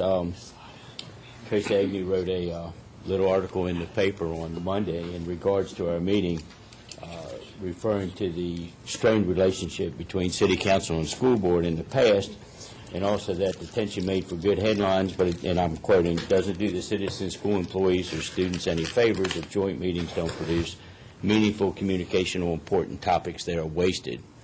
And I would suggest that we have not wasted our time today, because we have come up with some clear courses of action that we could take that, working collectively are the right thing to do for our taxpayers, and working collectively is the right thing for us to do for our students and our teachers who have an ever increasingly difficult job in educating those kids. And I think I'd be remiss that we have, in my opinion, I think we've kind of ignored the elephant in the room, and that's the budget. So I'm just going to stick my 2 cents worth in as to what I would like to see without any collaboration from anybody else.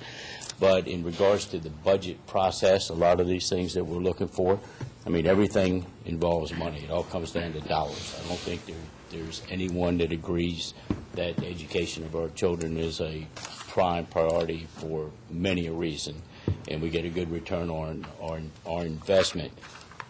But as the year goes forward, I would like the city manager to meet with the superintendent on a semi-regular basis, so by the time the third quarter results are in tax-wise, there is a reasonable expectation of what funds will be available based on your request. I would like, once again, this is just me speaking, I would like, if possible, for the school board and superintendent to present a list, as long as they'd like to make it, for as many dollars as they'd like for it to be, a prioritized list with a dollar figure for each one of those items as to, in a perfect world, if we could fund everything that you wanted from 1 to 100, what are your priorities? What is your number one priority, and how much do you think it'll be? Number 2, number 3, number 4, number 5. You could even come up with a way to classify them as critical or semi-urgent, or however you want to classify them, and present it in that fashion. I think we need to lose the terminology fully funded. That gives me great grief, because I think the fully funded term perceives that anything short of that precludes you from doing your job. So, if possible, my personal preference would be list it all. I don't care if it's $200 million worth. And then there should be, on part of council, an effort to fund as many of those issues that you have, as many of those projects as you have, from top to bottom, and maybe do it from that standpoint. And I think that may help the budget process itself. And once again, I'm just speaking for myself.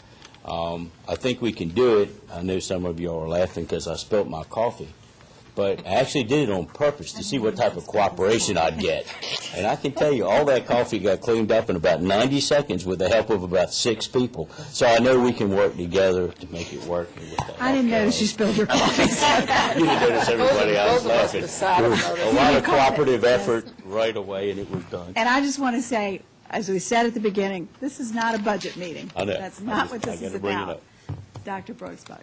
I think that it's a good idea to work together. I think that the public doesn't like to see the confusion that we see on the national and state level. So one of the things that I think is a good way to work together is to really work together. And working together means, to me, not just presenting your priorities and seeing what can be taken off the list, but looking at what needs to be done to be a successful school system. We cannot continue to take things off the list and hope to get the same outcomes or better outcomes.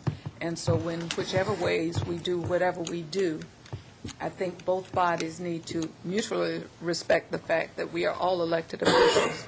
Our communities have sent us to the places they sent us to represent them and to represent their interest.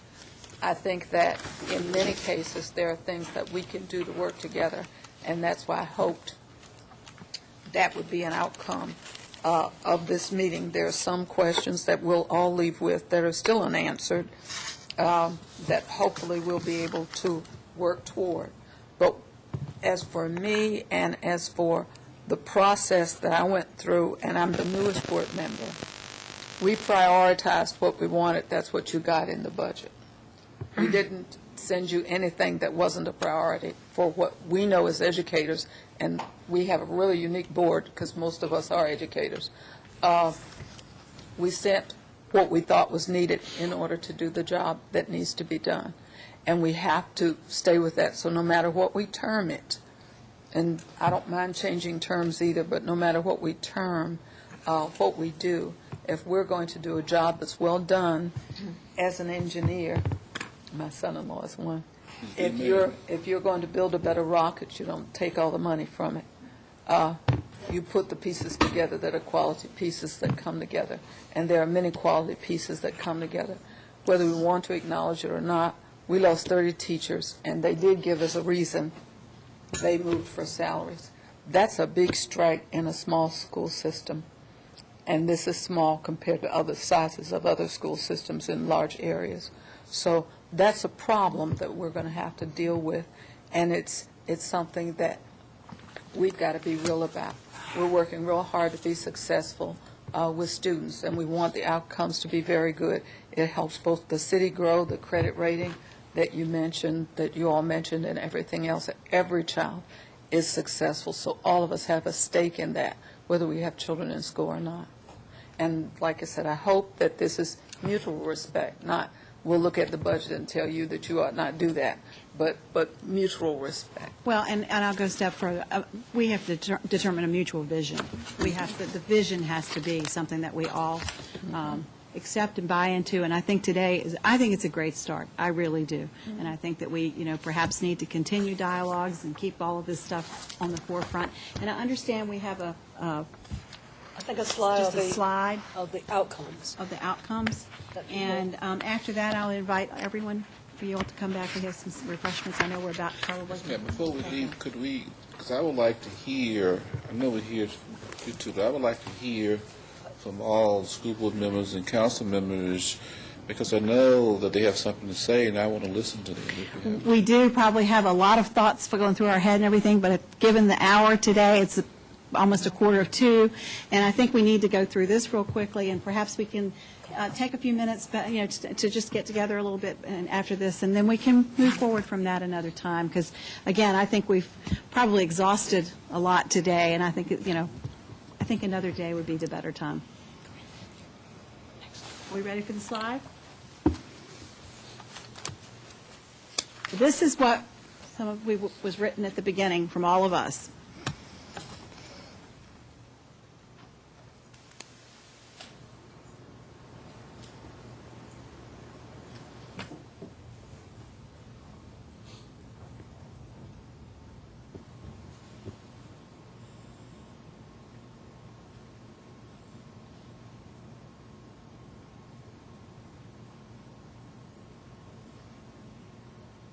You can probably look at them and kind of guess who wrote what after a while.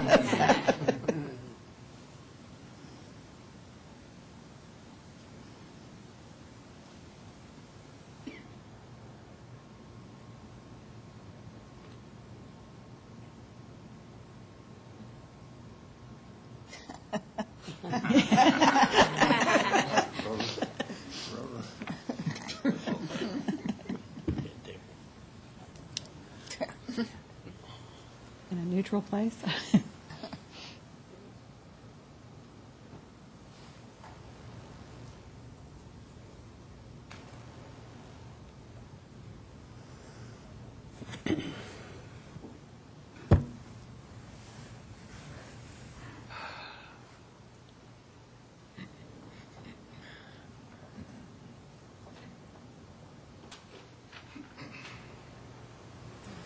I would say well said. So with that, I move that we would adjourn. Thank you so much.